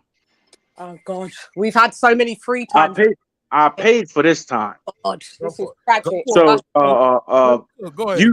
You seem to have some things where you have some biases against certain fighters or whatnot, and you say, well, he got a couple of guns. No, in the United States, we have a constitution. And the problem with this constitution is we have some states that are ruled by certain political factions that have no regard for the constitution. I'm not finished. I'm not finished. Let them talk. I'm not finished. Let them get it off. Monologue. Every time a monologue. We have some political factions in certain states. I can't hear him, man. I can't hear him. But y'all got to at least listen to me. No, I can hear him. I can hear you too, Mark. What's up? Let the man speak. If you're not talking, mute your mic. Just let Terrence Bailey speak. We have some political factions in certain states that do not adhere to the Constitution and will buck the Constitution. Now the problem with that is, if a cop pulls you over and violates your constitutional rights, he will get fired, and you can sue him. But when a state lawmaker or federal lawmaker does the exact same thing, you have no restitution. That is a problem that needs to be fixed in the United States. And so when foreign countries look at what's going on, they don't know the whole the whole workings that's going on. They don't know the whole workings that's going on in order to understand the recourse of any type of action. Now, I had an hour-long conversation with a senator tonight, and I told him, I said, you need to pass a bill or put a bill on the floor that when the Supreme Court overturns an unconstitutional bill from any state, that every person who is injured by that should get restitution from the state. Terrence Bailey, did you speak to a state senator or did you talk to a United States Congress member? I spoke to a state senator, but actually I had the same conversation with What state? Van Hollen They replied. You said a lot. Can I before. reply to some of this? No, can I? Go ahead. So, Go ahead. Hold on, Sharon. What state did you reply to? Because he didn't reply to a lot of things I said before you came on. So I'm gonna give you. yeah, go ahead. No, go ahead. Yeah. Terrence Bailey, what state was the senator from? Was he a House of Representatives or was he actually a senator? And what state was he from? The conversation I had tonight was with a state senator from Delaware. Okay, and we're talking about the state of what? Where Wilder was arrested. If you don't know, when one state gets knocked down, Bullshit. Answer my question directly. every other state practicing the same. Bullshit. Every You other just state said practicing you the same just stuff said gets that knocked there's a down difference too. between You federal don't know what the hell law you're and talking state about. law. No, you don't know what you're talking about. You just said that there's a difference between federal law and state law. That's what you just said, right? Okay. Right. And you just said that the problem is that someone can refute a law on a federal level, but they would still be okay under the state law. And you just I said didn't you say talked that. to Terrence someone from Bailey. Delaware. Terrence Bailey. Terrence. 10, a 10, a 10, a fucking 10. I see you. I'm out again, bro. Go ahead. Food Revolution, Lady Shan. Clips kicked them off. 10 Oh, minutes. no. You said that No. he's talking about Go ahead, state Trudy. law. Someone from Delaware talking about something that happened in California. So he wants to go all the way around the mulberry bush to try to get to what point he still hasn't made in like a fucking hour. Go ahead. That's what it does. And what? So are we saying that what Deontay Wilder did was wise, or are we just all coming to the conclusion that what he did was stupid? Because I need to see where everybody's thoughts are on it before I move forward.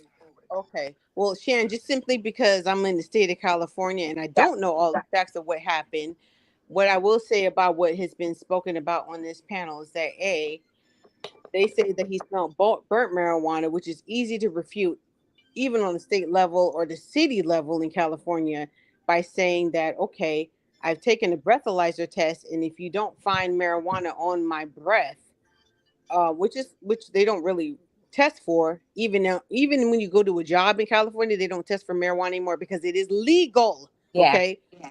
So, what about the gun? Okay, well, the gun, well, that's the one they're saying. They're saying that the smell of marijuana led them to the search for the gun, which I'm finding hard to believe. But what people are not understanding is this: we're talking about rich nigga problems, and we're broke people. Okay, there are two different sets of laws when you got money and when you don't, and that is just a matter of fact. Mm-hmm. So, Yep. But didn't he break the law though? He still broke the law, right? If he broke the law, which would be a very small minor below a misdemeanor law, they would not waste their time because we've got so many cases to fucking beat here in California. We wouldn't have. Why did they arrest him then if he didn't break a law? Now, Shan, what has happened? It wasn't that he had an illegal gun. He just didn't have it. His I know what it was. Gun rights. Listen, he didn't have his gun rights registered with the state of California. I know that, Santos. I already know that. I made a report on that. I mean, it's so like she's saying that the law doesn't transcend every state. Every state's got a different law. That's true. That's true. I'm But in asking this at the grassroots. I'm asking at the shoot. grassroots. Did Deontay Wilder break any laws? I'm not saying how they're going to deal with him. Yes. Did he break any probably, laws? Yes, he broke a California state law. Yeah. Okay, that's all I wanted to know. It's quite possible that he did. I'm not there, and I wasn't there at the rest. So, you know, allegedly he broke a California state law that he didn't have the gun registered. And this is the thing: what I've always said about this case since it's come out. If you are of a certain amount of money, I mean, if you have a certain amount of money, there's no reason for you, unless you're in your house and you want to defend your house or where you live, there's no reason for you to carry a gun if you've got a certain amount of money. And the reason is because you can hire off-duty policemen with security to do all of that for you. So I just don't really understand why he's driving around 1 o'clock in the morning with a gun on him. And also, why would you be in company of people where you feel like you need to carry a gun? I'm a single woman. I've been out at 1 and 2 o'clock in the morning. I don't go places where I feel like I need to carry my gun. You know what I'm saying? Right. I don't go to a company of people where I feel like I would need to defend myself. Yeah, I'm just saying he's a celebrity. He's a boxer. At the end of the day, there were so many other avenues that he could have taken to avoid this. I'm not saying how it turns out. Oh, he's going to prison. He's not. No, I don't believe he's going to prison. A 10. Go It ahead, was a money TB. grab, kind of like this. Go ahead, TB. Yes, Hey, sir. look, Yes, sir. don't nobody care if you carry a gun or how you carry your gun. It's a constitutional right. Don't nobody care what you do. It's a constitutional right. And like I put in a private chat, this has been litigated in the Supreme Court. The true fact is the fact that California is not adhering to what the Supreme Court has put in motion, and the fact that all this stuff, the reason it's not the issue of why Deontay Wilder had a firearm in his vehicle. The issue is why was he cited? None of you are really picking up on the fact that all of this gun control stuff has been put in place by racism. There was the Supreme Court has just ruled last year that all rules and laws have to be done on historical precedents, history, and tradition. That is what the precedent was put by the Supreme Court just this past year. So based on that, the only way you can ban a firearm for anyone by history, text, and tradition would be that you would have to ban them by demographics of people. You can't ban the actual gun. You have to ban it by demographics and people. And based on that, that means the only people who will be banned from carrying a firearm would be African Americans, Native Americans, and Irish people. Okay. Now, based on that, the 14th Amendment says you can't do that. So that's a conflict. Yes. So you can't do that. So and as far as firearms go, in 2006, Justice Scalia had ruled that you cannot ban any firearm that is in common use for lawful purposes. And that encompasses the AR-15, the American-style AK-47, and any weapon that was sold in the United States prior to that ruling. So Okay, I don't know where the hell y'all getting y'all scholarship from, but you ain't got no scholarship. Okay, so neither of you. Neither of you. So what I'd like to say is, you saying all of this 10-minute like monologues, it's great. We need to have some fluidity. Sorry, but what I'm saying is, so you saying this, Deontay Wilder is a big advocate for black people in America. Yay or nay? That's a yay. Yeah. Well, I'm gonna say this. I just need a yes or no. I just need a yes because I'm continuing. I don't need a soliloquy. Shan. Yes or no? Yes. He's a big advocate. The American Constitution goes through all states. That I asked. So he was justified in having his weapon in California, regardless of what the California laws is, because the federal laws say that he has a constitutional right. And he should.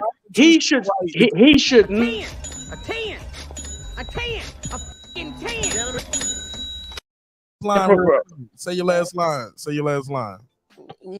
He should fight that to the end. To this day. Okay, so the back is broken. What a vertebrae? HOD said Terrence Bailey is on Martinez TV most wanted list. We targeting him like they did. He said you going again. A 10.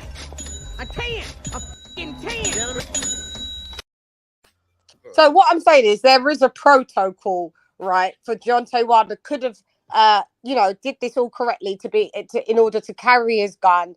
There would have been a correct procedure that he could have did that, right? And then he could have did that, right? But he didn't. So what I'm saying is, it doesn't matter. Everybody's talking about the Constitution, this and that and that.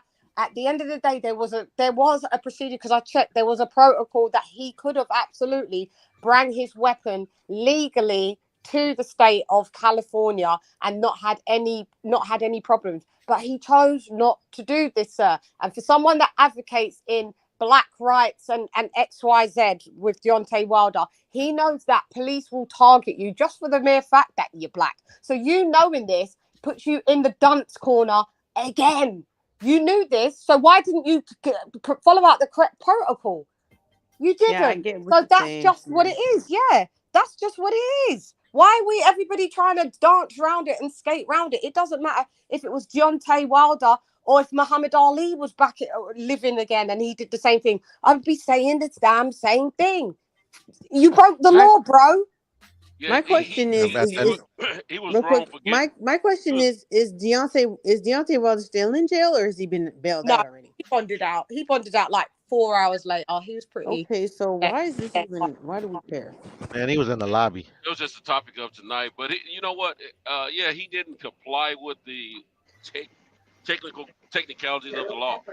But at the same time, I cannot go against what Terrence was trying to say in the beginning, which is the fact that he felt like Deontay may have been targeted. And Hold on, we you all have a know, lot. You have a lot of background noise. And if you're not talking, mute the mic. There's other people unmuted. So if you're not talking, please mute your mic. And we all know here in the States, black, white, or indifferent, whatever your skin color may be, you can't, if you got if you ride in a certain type of car that's dressed out a certain type of way, and it's late at night, and the cops are not busy doing other things, you might be the victim of I want something to do by the cops. And But I we think don't that's have what any happened facts here. about that though. We don't know that there was anything that. Hold on. Let me say What I'm this real saying- quick. Let me say this real quick, Santos. Oh, I got to go in 5. Yeah. R.I.P. to the Queen. Bye-bye, Shan. I got 5 on it. Go ahead, Santos.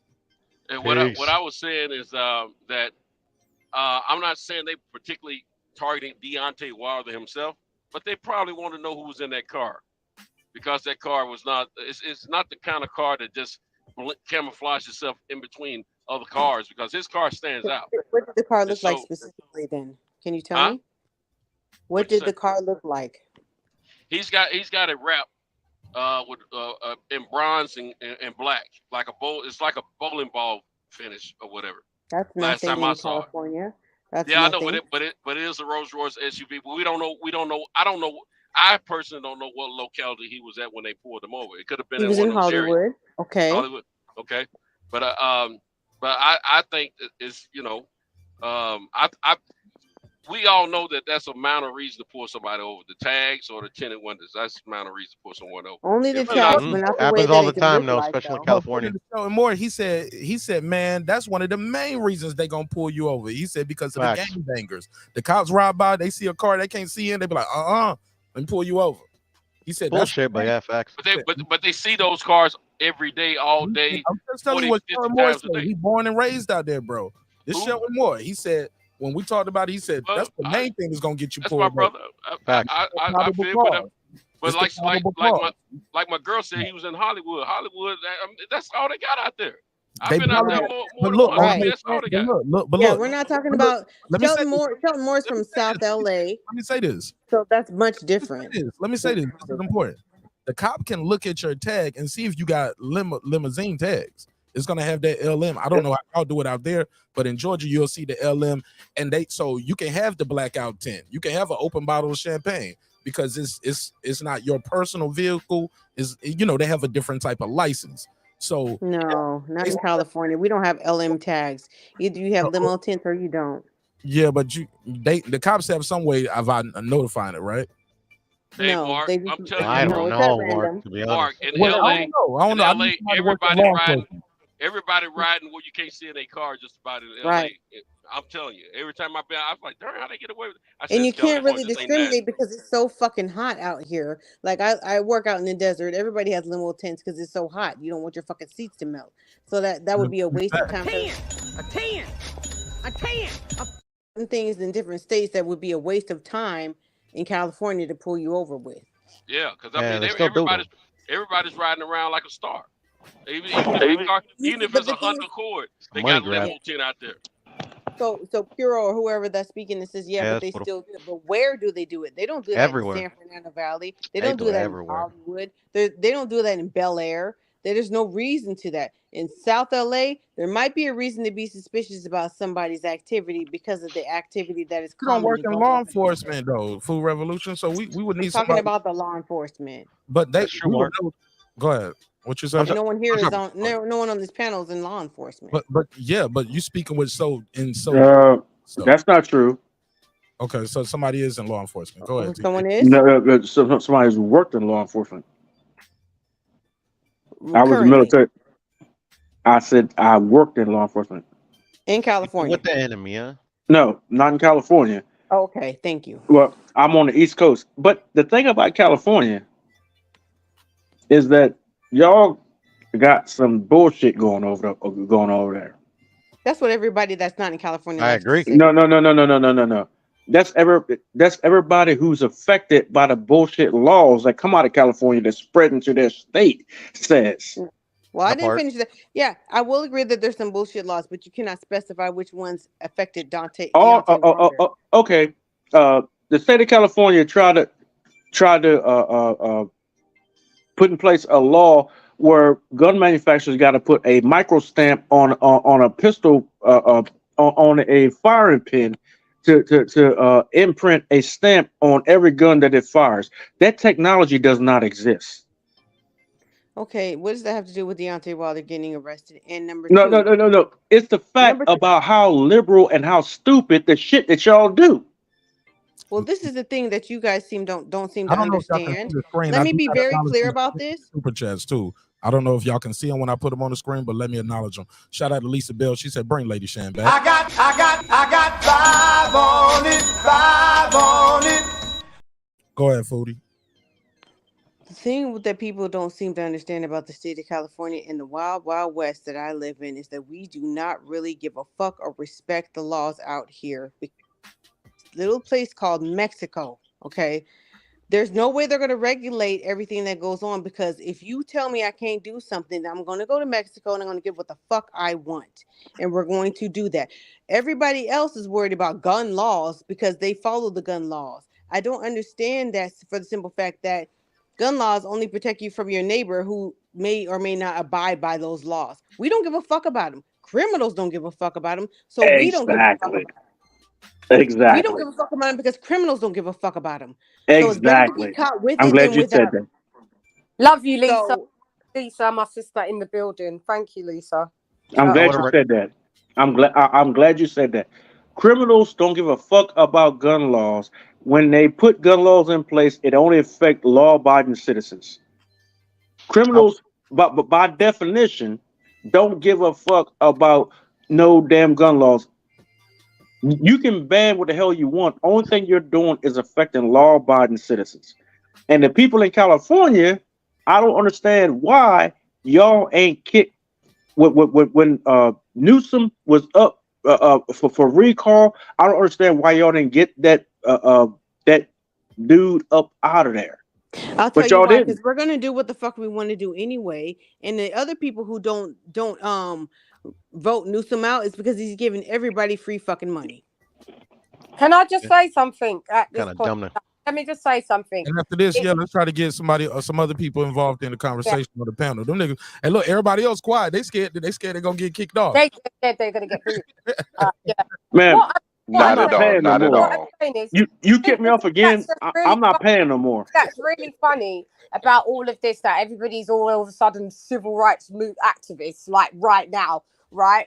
Listen, are you guys keeping the same energy when there's other black men in state of California riding in their car with gun and weed in their car, and they get pulled and arrested, and even they could even have a legal reason, but they're probably still in prison for just by having weed, let alone a gun. Are you guys out campaigning for them, or are you just fanboying on a trillion because this is Deontay Wilder? Because if you're not keeping it across the board the same energy and being consistent, I can't take none of you that seriously. You're only taking this serious because it's a boxer.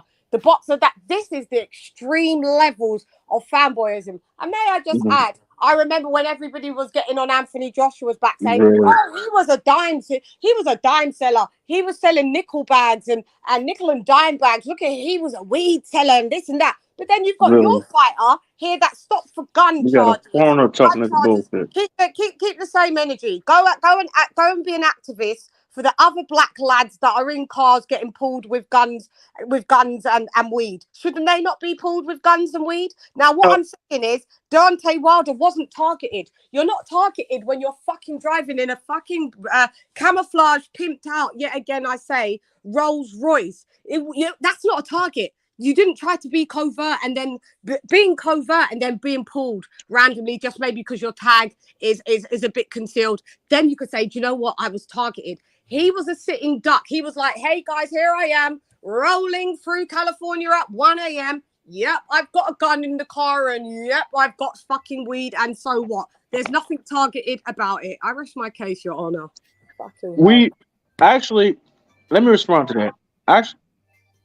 Actually, we did respond to the black people that were being persecuted in California, especially when Kamala Harris was nominated, when she would not let a wrongly accused black man out of jail, and it took her getting out of office and the next guy to get in office in order to get black men out of prison who she was wrongfully keeping in jail. We did all of that. So you know what? If you're going to talk about what's going on with black people in America, you probably should stick to what you're doing in the UK, because you shouldn't talk on things like me personally. By ethnicity,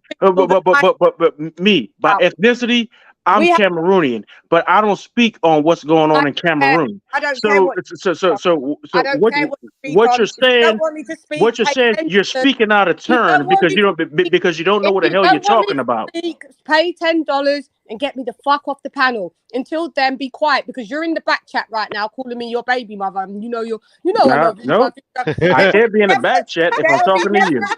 Debbie I never a can't be day in the like back that chat if I'm occurs. talking to you. That would never But be a day in life that occurs. we all That would never with happen. I know in your and wildest dreams. negotiated this issue I know in your with wildest Kamala Harris Ding and ding her ding ding ding ding her ding stuff ding ding in. ding ding. Right. Everybody can dream, mate. You're a Yeah, lame. You know well, why you're a lame? obviously You you know don't why know. you're a lame? You're a Speak total on the lame. You're a UK. total lame. You don't know what you're talking I've been about calling here. you a lame for a Speak long on the time. UK.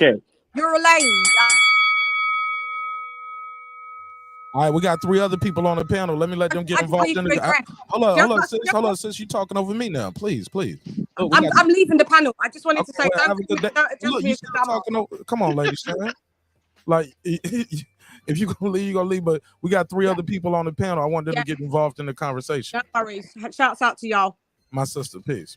Go ahead. Go ahead, Porto. Unbiased fan. Santos is here as well. Let's get Anybody else want to go first? Because I mean, I think some things got lost in translation here. She big mad. No, it's all love. Let's I not. think do we that. got a little bit lost in Let's not talk. translation here, and I think we kind of convoluted a lot of everything. Like we got off topic, but some of the things we're talking about is a little bit relevant to it. But at the end of the day, if we're sticking straight to the topic and just being exactly what it is, yes, California law is kind of whack. It's way too liberal. You can't. I mean, it's almost unconstitutional to some extent. But it's the reality that you're dealing with. So when you're dealing with that reality, you want to try to arm yourself as best possible so you can avoid the situation best possible. Now, if you want to, we fighting against it. We fighting against it. But with somebody that is in Deontay Wilder's position that has the monetary means to be able to do certain things, he could have been able to avoid this situation to go into where it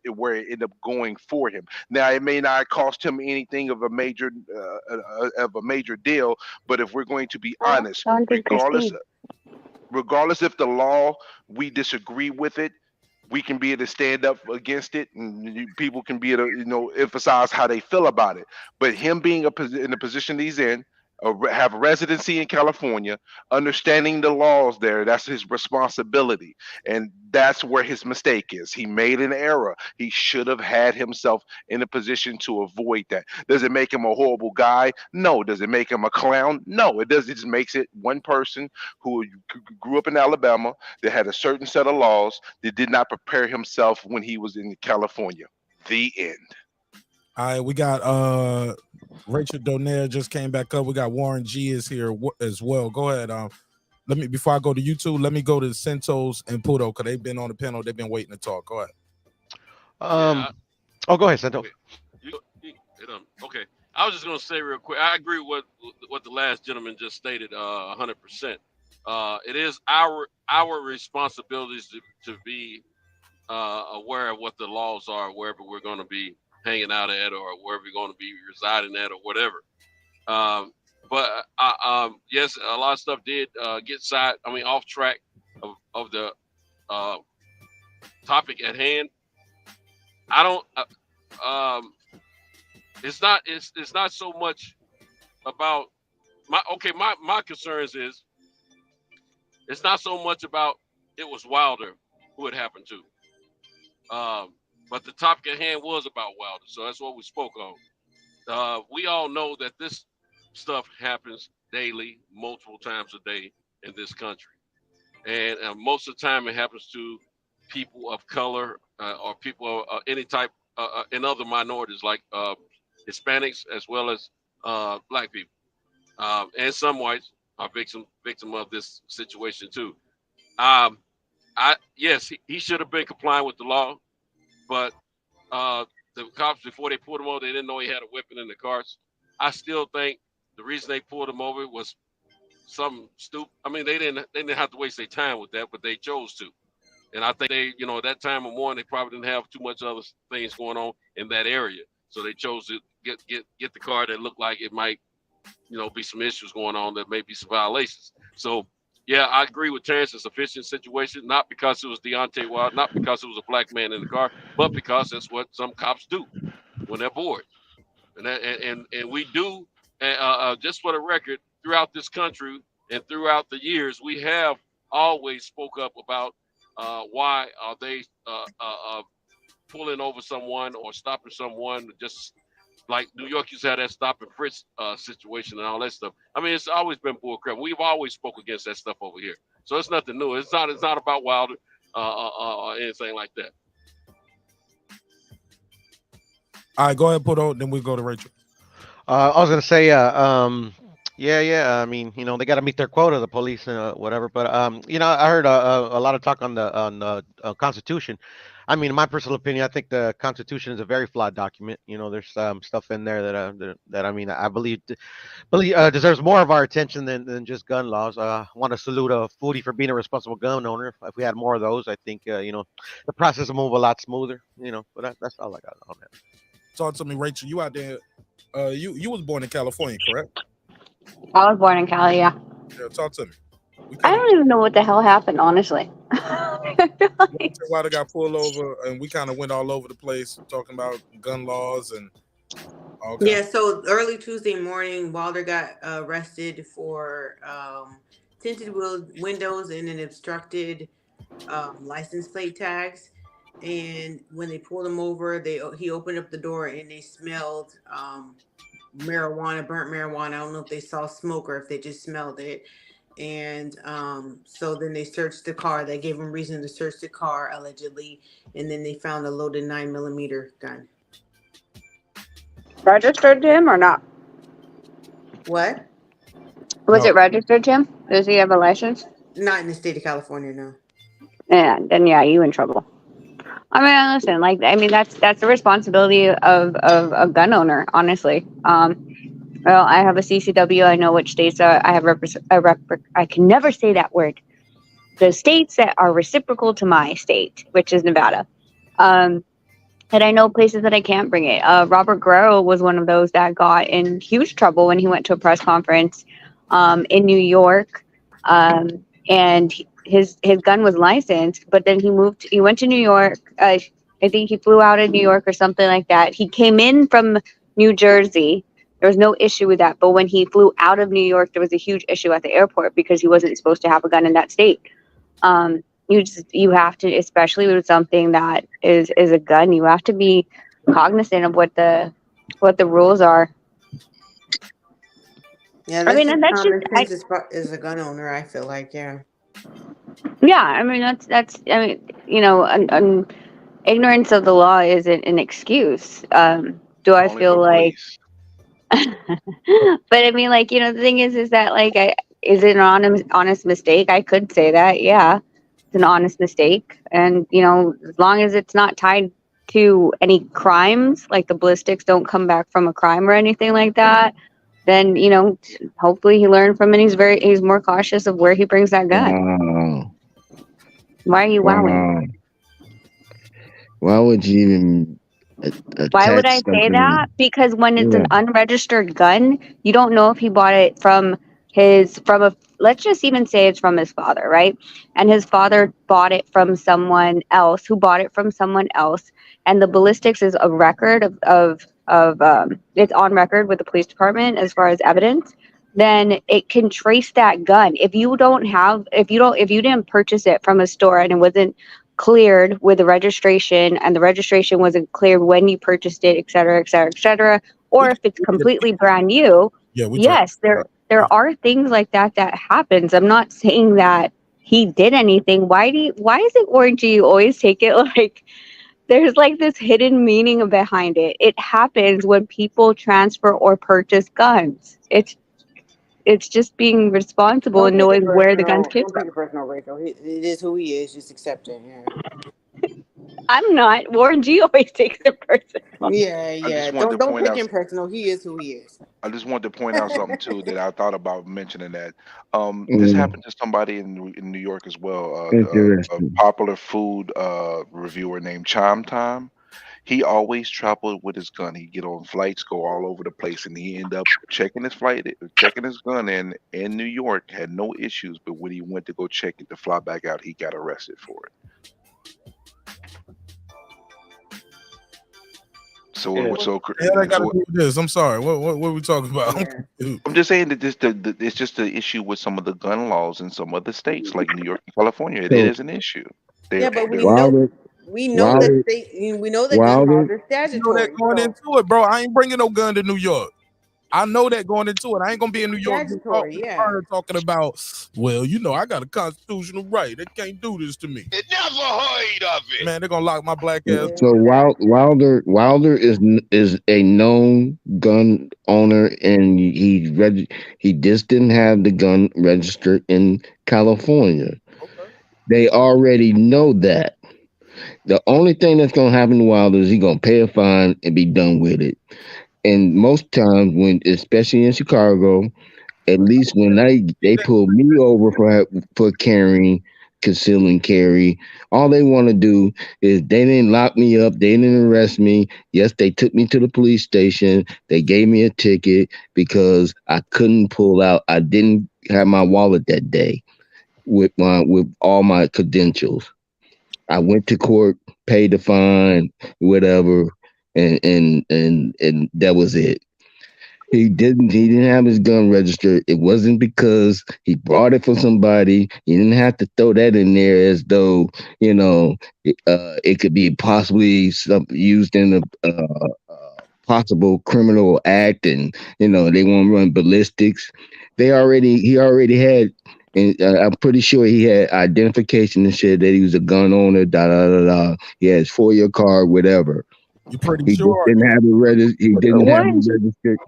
He It didn't have it wasn't registered. registered. You illegally have it in the state of California if it wasn't registered. I did. I was about to say that he didn't have it registered in California, but he Yeah, you could have did had it say that. registered You did say that. anywhere else. A lot of speculation right there. Let me say something really quick before Well, everybody else. speculation about it might be. It could. The gun could have been used in the criminal act, and then he may need to do ballistics. So that was suspect too. Yeah, fair enough. Go ahead. Well, what people don't seem to understand, and what the big picture of this is that the criminal system, the justice system, and cops are robbers just like anybody else. So if you see somebody and they're an easy lick, you're gonna lick it, right? So you see somebody and Say it again. You can do what? if you see an easy lick, you're gonna lick it. Okay. Never heard of it. I can't hear you. Like it's broken up. Hey, It's a what lick. she said. What What I'm she's saying saying, is that Wilder was a if it's fucking a lick. it's easy mark, if he's an easy He's mark, a they gonna, mark. I want to hear her say lick it again. Damn, Centos.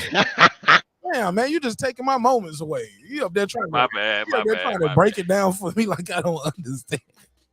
Go ahead, Foodie. I was just being bad. Go ahead. So the whole point is that the California justice system made an easy $35,000 off of Wilder, and they target people like him so that they can make easy money. They ain't gonna target you and me Bottom kind of line. the same Thank way. you, sister. So Thank it you. ain't about black or white, and it's about rich or poor. And they know he'd be able to pay that $35,000. There wouldn't be very much pushback legally. He ain't gonna get the law, his legal team involved or whatever. He gonna pay it, and he gonna move on because $35,000 ain't shit to him, but it's a lot to us. Now, moving on. Now, why they don't do that to Denzel Washington? He black.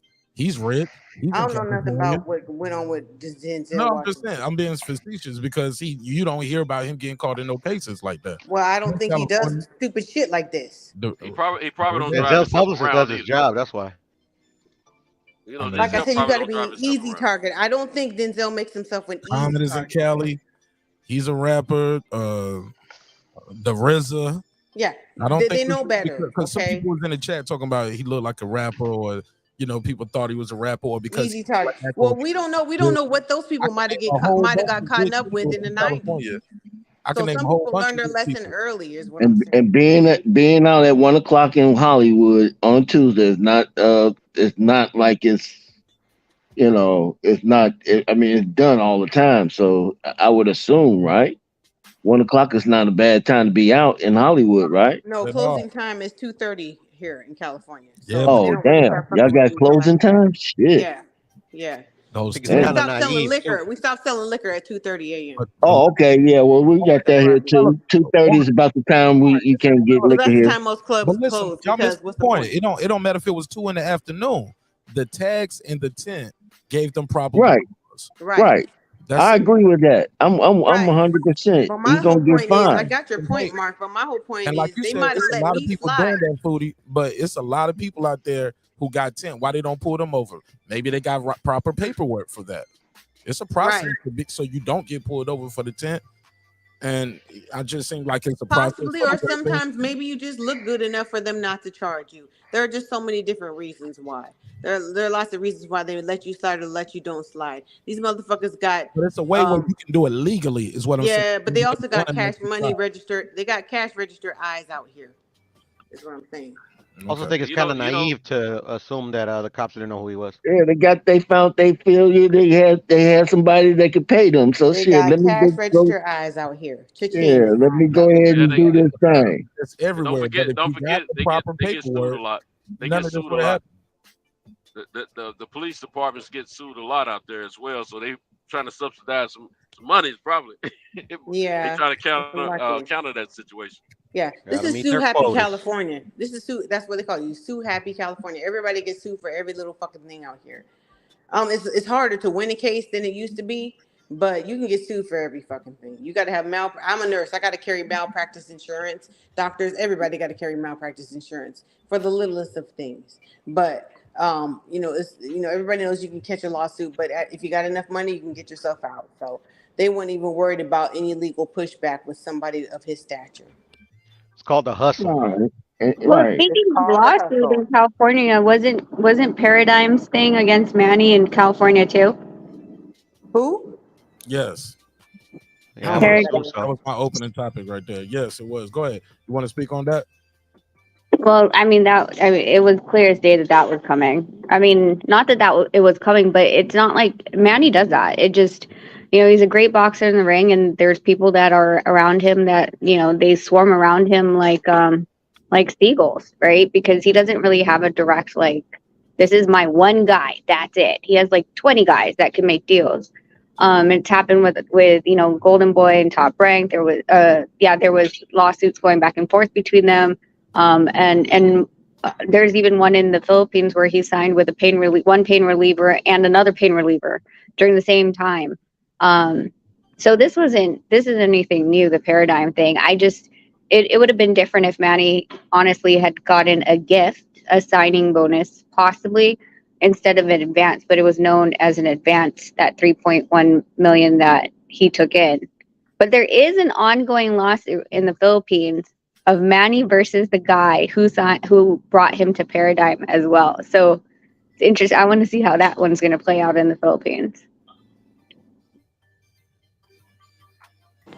Yeah, there's a lot of legal beagle going on in California. And bottom line is, if you plan on making any kind of money here in the state of California, the best thing for you to do is at the very least get yourself some legal Zoom. You know what I'm saying? Because there's some tricky motherfuckers out here. It's just tricky. Yep. Isn't Cali where if you're trying to, like, if you were trying to rob a house and you're on the roof or something and you fell through the roof, you could sue the homeowner? That's not just Cali. That's some other states that are adopting that law. But yeah, Sounds yeah, about that's right. some bullshit. So, That's some bullshit. so can I ask you this question? Are they so? Do they have like insurance for that type of stuff now in California, or is it call insurance? Maybe it's not call insurance. No, but the laws are changing so that it is more in the favor of the homeowner. Like if it happens on your property, No, I'm because just talking about what you was talking about getting sued for anything. Do they like sell like? well, Do like I said, insurance yeah, I have companies sell like products like you? yeah, in my Okay. profession, I'm a nurse. I have malpractice insurance. So for like $110,000 a year, I can get $4 million worth of coverage. So just in case somebody accuses me of doing something, or if something happens, for sure, like because malpractice only happens if there's actual harm that happens to somebody. Otherwise, it's negligence. I'm covered. If something happens and all of my paperwork adds up, all my documentation adds up, and somebody dies in that event, then you can't come after my personal assets. You can't sue me for my house or my car or my whatever. I'm covered by malpractice insurance for $110 a year. That's $4 million worth of insurance. Man, Yeah, I they think President taxing y'all out Obama. there. They taxing y'all for real. I'd rather pay that $110 a year. I think President Obama instituted a legislation to about frivolous lawsuits. Yeah, there's a lot more there's a lot more legislation that's in the favor of the person that's getting sued than there was before. A lot of what people hear, that's the thing. A lot of what people hear is when California was hot in the 90s and early 2000s, and they're not up to date with the current laws of what's going on right now. A lot of tomfoolery going about. Yeah, I remember something like this similar to Wilder though did happen to Nas. I think Nas got caught with some weed out there in Cali and they found a gun on him. You know, and he was in probably like a Rolls Royce too. But I agree with you. I don't think nothing major is gonna happen from this. No, he's already out. He bonded out already. So Yeah, he'll be all right. No, I'm saying I don't think he's gonna have to plead guilty to felony and all of that stuff neither. Probably get probation. You're not going to get that. They're going to fine him. I'm telling you, what he's going to end up registering that weapon because you can't still register it. And what they're going to say, okay, since it's registered now, we'll just fine you. I promise you it's going to be a fine. or just like some basic ass community service. But it is classified as a felony. His arrest is a felony arrest, not a misdemeanor. Cops were like, got him. That's if he got arrested, though. You know, again, some they just take you in to have you fill out the paperwork. Again, I mean, Yeah, we're they do talking that about here his a lot arrest. in If you aren't Chicago. aware, the topic is that he got arrested. Oh, okay. Well, Otherwise, we wouldn't have nothing to talk about right now. Yeah. Always something to talk about on Breaking Beats. Sure. I don't know what the fuck are they talking about out there. You know what I'm saying? Anybody got anything else though? Anything going on? Y'all want to touch on any of these other topics?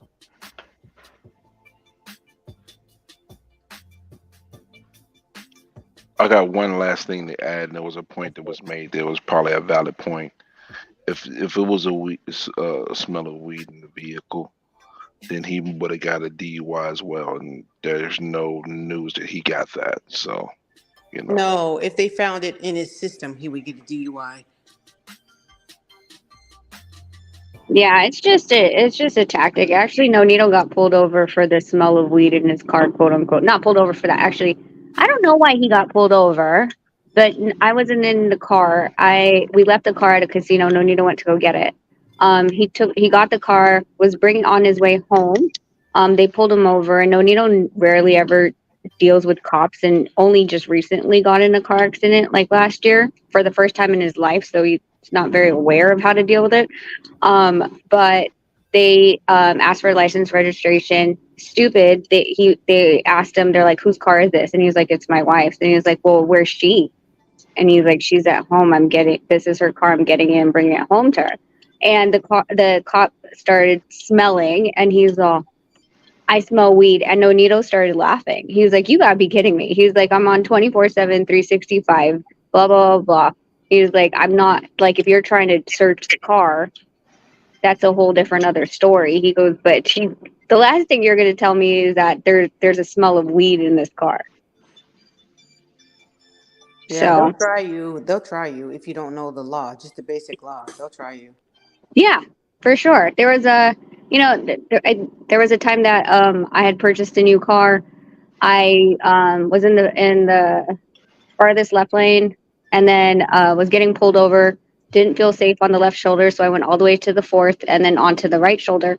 Cop came over all pissed off, and he was like, "You don't pull over when you want to, you pull over when I say so." I was like, "I thought I was supposed to pull over when it was safe to do so, not when you say so." Was all pissed off and stuff. Didn't get a ticket. He was being an ass because I got tags on my plates and said, and when I gave him the paperwork, he was like, "You've been in the state since this date and you don't have a Nevada license." I was like, "Actually, here's the paperwork. I actually had someone else do the paperwork for my car, and I just flew in like 3 days ago. So do you want me to show you my airline tickets?" He just threw all my paperwork on the passenger seat and walked away, and I opened my window. I was like, "Can I go now then? Does that mean I can go?" Oh, that was in Nevada. See, the Yeah. thing is, like one of the points I was trying to make is that if you don't look like you have a lot of money in California, there's two ways they can play it. They might fuck with you if you're in a certain area of California, Los Angeles, Los Angeles County, where like you're in the hood. Yeah, they probably gonna fuck with you because they can. But like if you're in the suburbs or whatever like that, you're a waste of time. If you look like you've got money, then they might fuck with you a little bit to see if you know the law enough for them to fuck with you. But like if they say, "Oh, it smells like marijuana in here," they don't have a test. To my knowledge, they have a breathalyzer test for alcohol. I don't know if they can test marijuana. And like I said, it's legal, and they can't. I don't. Alcohol has a blood point average that you have to blow into and go over. I don't know what it would be for marijuana, but if you don't want to, then all you can do is say, "Okay, well, I'll wait for your supervisor to come out here, and then we can test." Most of the time, they're gonna think, "All right, good. Just be safe when you drive home and go home," because they just don't have the fucking time for it.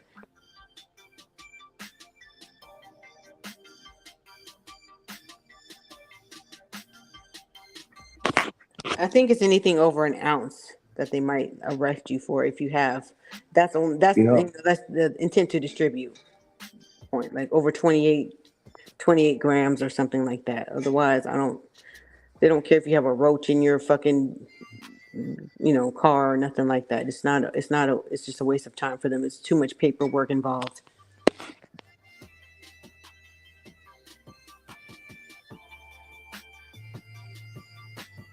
We can't have weed. We can't have weed. We can have weed, but we can't have it. It can't be open in the car. They'll try to take you in for that in Illinois. In California, it's only under the influence. It's Well, legal. it's supposed to be that way too, but I don't live in the I'm in Is the it hood, legal in so Illinois? yeah. I'm just saying I live in the hood, but if the people see the bag open, you know, they'll make a big deal. They'll try to especially if they want to do something about it. I mean, just make a big deal about it. But if they see you ain't on no you ain't on no bull stuff junk, they'll let you ride. But yes, it's normally just under the influence. But that's the way it's supposed to be. But shit, let a bag be open. and you somebody that they know, and you got some history with them, or they know that you gain activity, they'll make a big deal out of it. Well, yeah, that's everybody. But in regards to Wilder, that's what we're talking about. Like, that's not his case.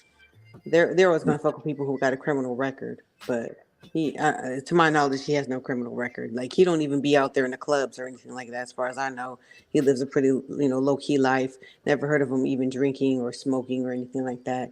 He just kind of like makes his money in the ring and then goes home and hangs out with his wife and kids. As far as I've ever seen.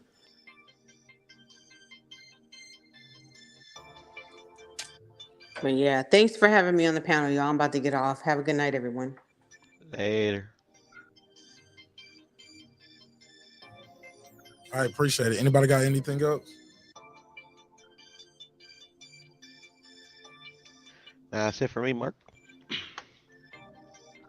Thank you, Mark. Thanks, brother.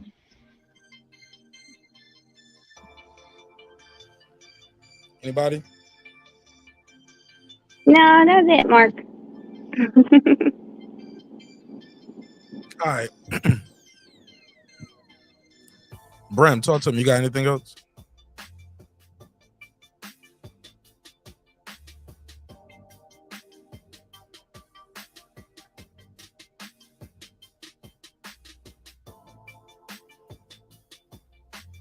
Bram, you still there? I'll mute your mic.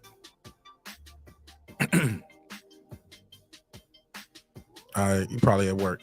All right, it's been another great episode of Breaking Beats where we break down business, entertainment, art, technology, sports, anything else you and I feel like talking about. It's a hip-hop political sports show with a comedy twist. So don't be out there taking the gauntlet personal. You know what I'm saying? It's not personal. It's entertainment, and it's also supporting the show. It's not personal. But yeah, people seem like they're making it personal, but it is what it is. And it's going to be what it's going to be. I hope you guys enjoyed the show. I hope you was thoroughly entertained. Thank you for allowing me the opportunity to entertain you this evening. Let me close out with a neighbors only roll call, because without the neighbors, the show would not be the show at this level. All right. All right, let's do it. What up? Shout out to Ace Retro. What up? That guy Clips 330. What up? Thanks for supporting the show in a major way tonight, Clips. Really appreciate it. And it was entertaining. What up, gangsta? Nick Rich. What up? Aaron Parker. What up? Big Hova 09. What up? Ben Adams. What up? Titus. What up? Taylor Bell. What up? Cooking with the Champ. What up? Stephen Bateman. What up? Mr. T. What up? Andre Jones. What up? Juan Davila. Epoxy Magic. What up, gangsta? Transcendent Sports Channel. What up? Fistiana Fights. She just might. What up? Jacob Sims. What up? Lady Shan Dundem Season. What up? Haplo. What up? MFB. What up? C Jones 0224. What up? Patricia Shelton. What up? Miss Queen Sunkissed. What up? Rockman. What up? Beyond the Ring with Nonito and Rachel Donaire. What up? True Media Today, USA Boxing. That's my guy, Coach Malachi Williams. What up? Poro. What up? Food Revolution, AK Foodie with the Beauty. What up, gangsta? KP from KC5. What up? Matt Wade. What up? Karma Serene with the Serene Saturdays. What up, gangsta? Ill Status Boxing. What up? Tank the Sweet Science Examiner. What up? Beyond Above Media. What up? Pittsburgh T. What up? SF City Slicker. What up? I Know Boxing. What up? It's Mex. What up? Rider of the Storm. What up? Here to There. What up? Maddie Well. What up? Cliff Bailey. What up? Con Shawnery. What up? Lisa Bell, She Never Fails. What up? HLDZ. What up? Cooking with Sir Senior. What up? Brandon Washington. What up? D Bevel the Champ. What And of up? course the big fish himself, my good brother Darren Lincoln. What up, gangsta?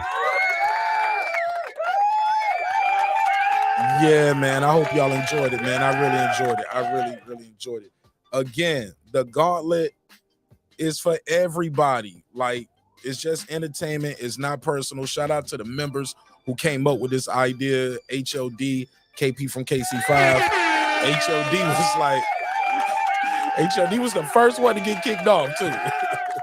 So it's all love on this side. It's all entertainment until it's not. You know what I'm saying? So let's keep this shit entertainment. And yeah, it's not personal. Nobody's beyond reproach, not even me, right? So we'll talk about it on the next one. Somebody said, I got 30 minutes left on my shift. We'll rewind, check the playback, brother. All right, but it's your man Martin Nash Breaking Beats, where we break down business, entertainment, art, technology, sports, anything else you and I feel like talking about. It's a hip-hop political sports show with a comedy twist. Like to let the jokes fly because life is serious enough. Always remember, dreams require sleep. Goals require effort. Go out there and get your goals. I'll see y'all on the next episode. Hey, look, man, sometimes we're going to agree. Oh, I'm sorry. Go ahead, Stephen Bateman. You got something you want to say before I close it? I heard of it. He said, I heard of it. Hey, look, sometimes we're going to agree. Sometimes we're going to disagree. I say this every night when I close the episode. Y'all still ain't getting it. Let me say it again. Sometimes we're going to agree. Sometimes we're going to disagree. Respect is free. Disrespect going to cost you everything. Your family, your freedom, your finances, most importantly, your life. Man, let me say this shit again. I built this shit. Me. Brick by brick. And I'll be damned if I let you tear it down just because you don't like the way another nigga talk. Or host their show. It's your man Nash. I'll see you on the next one. Peace.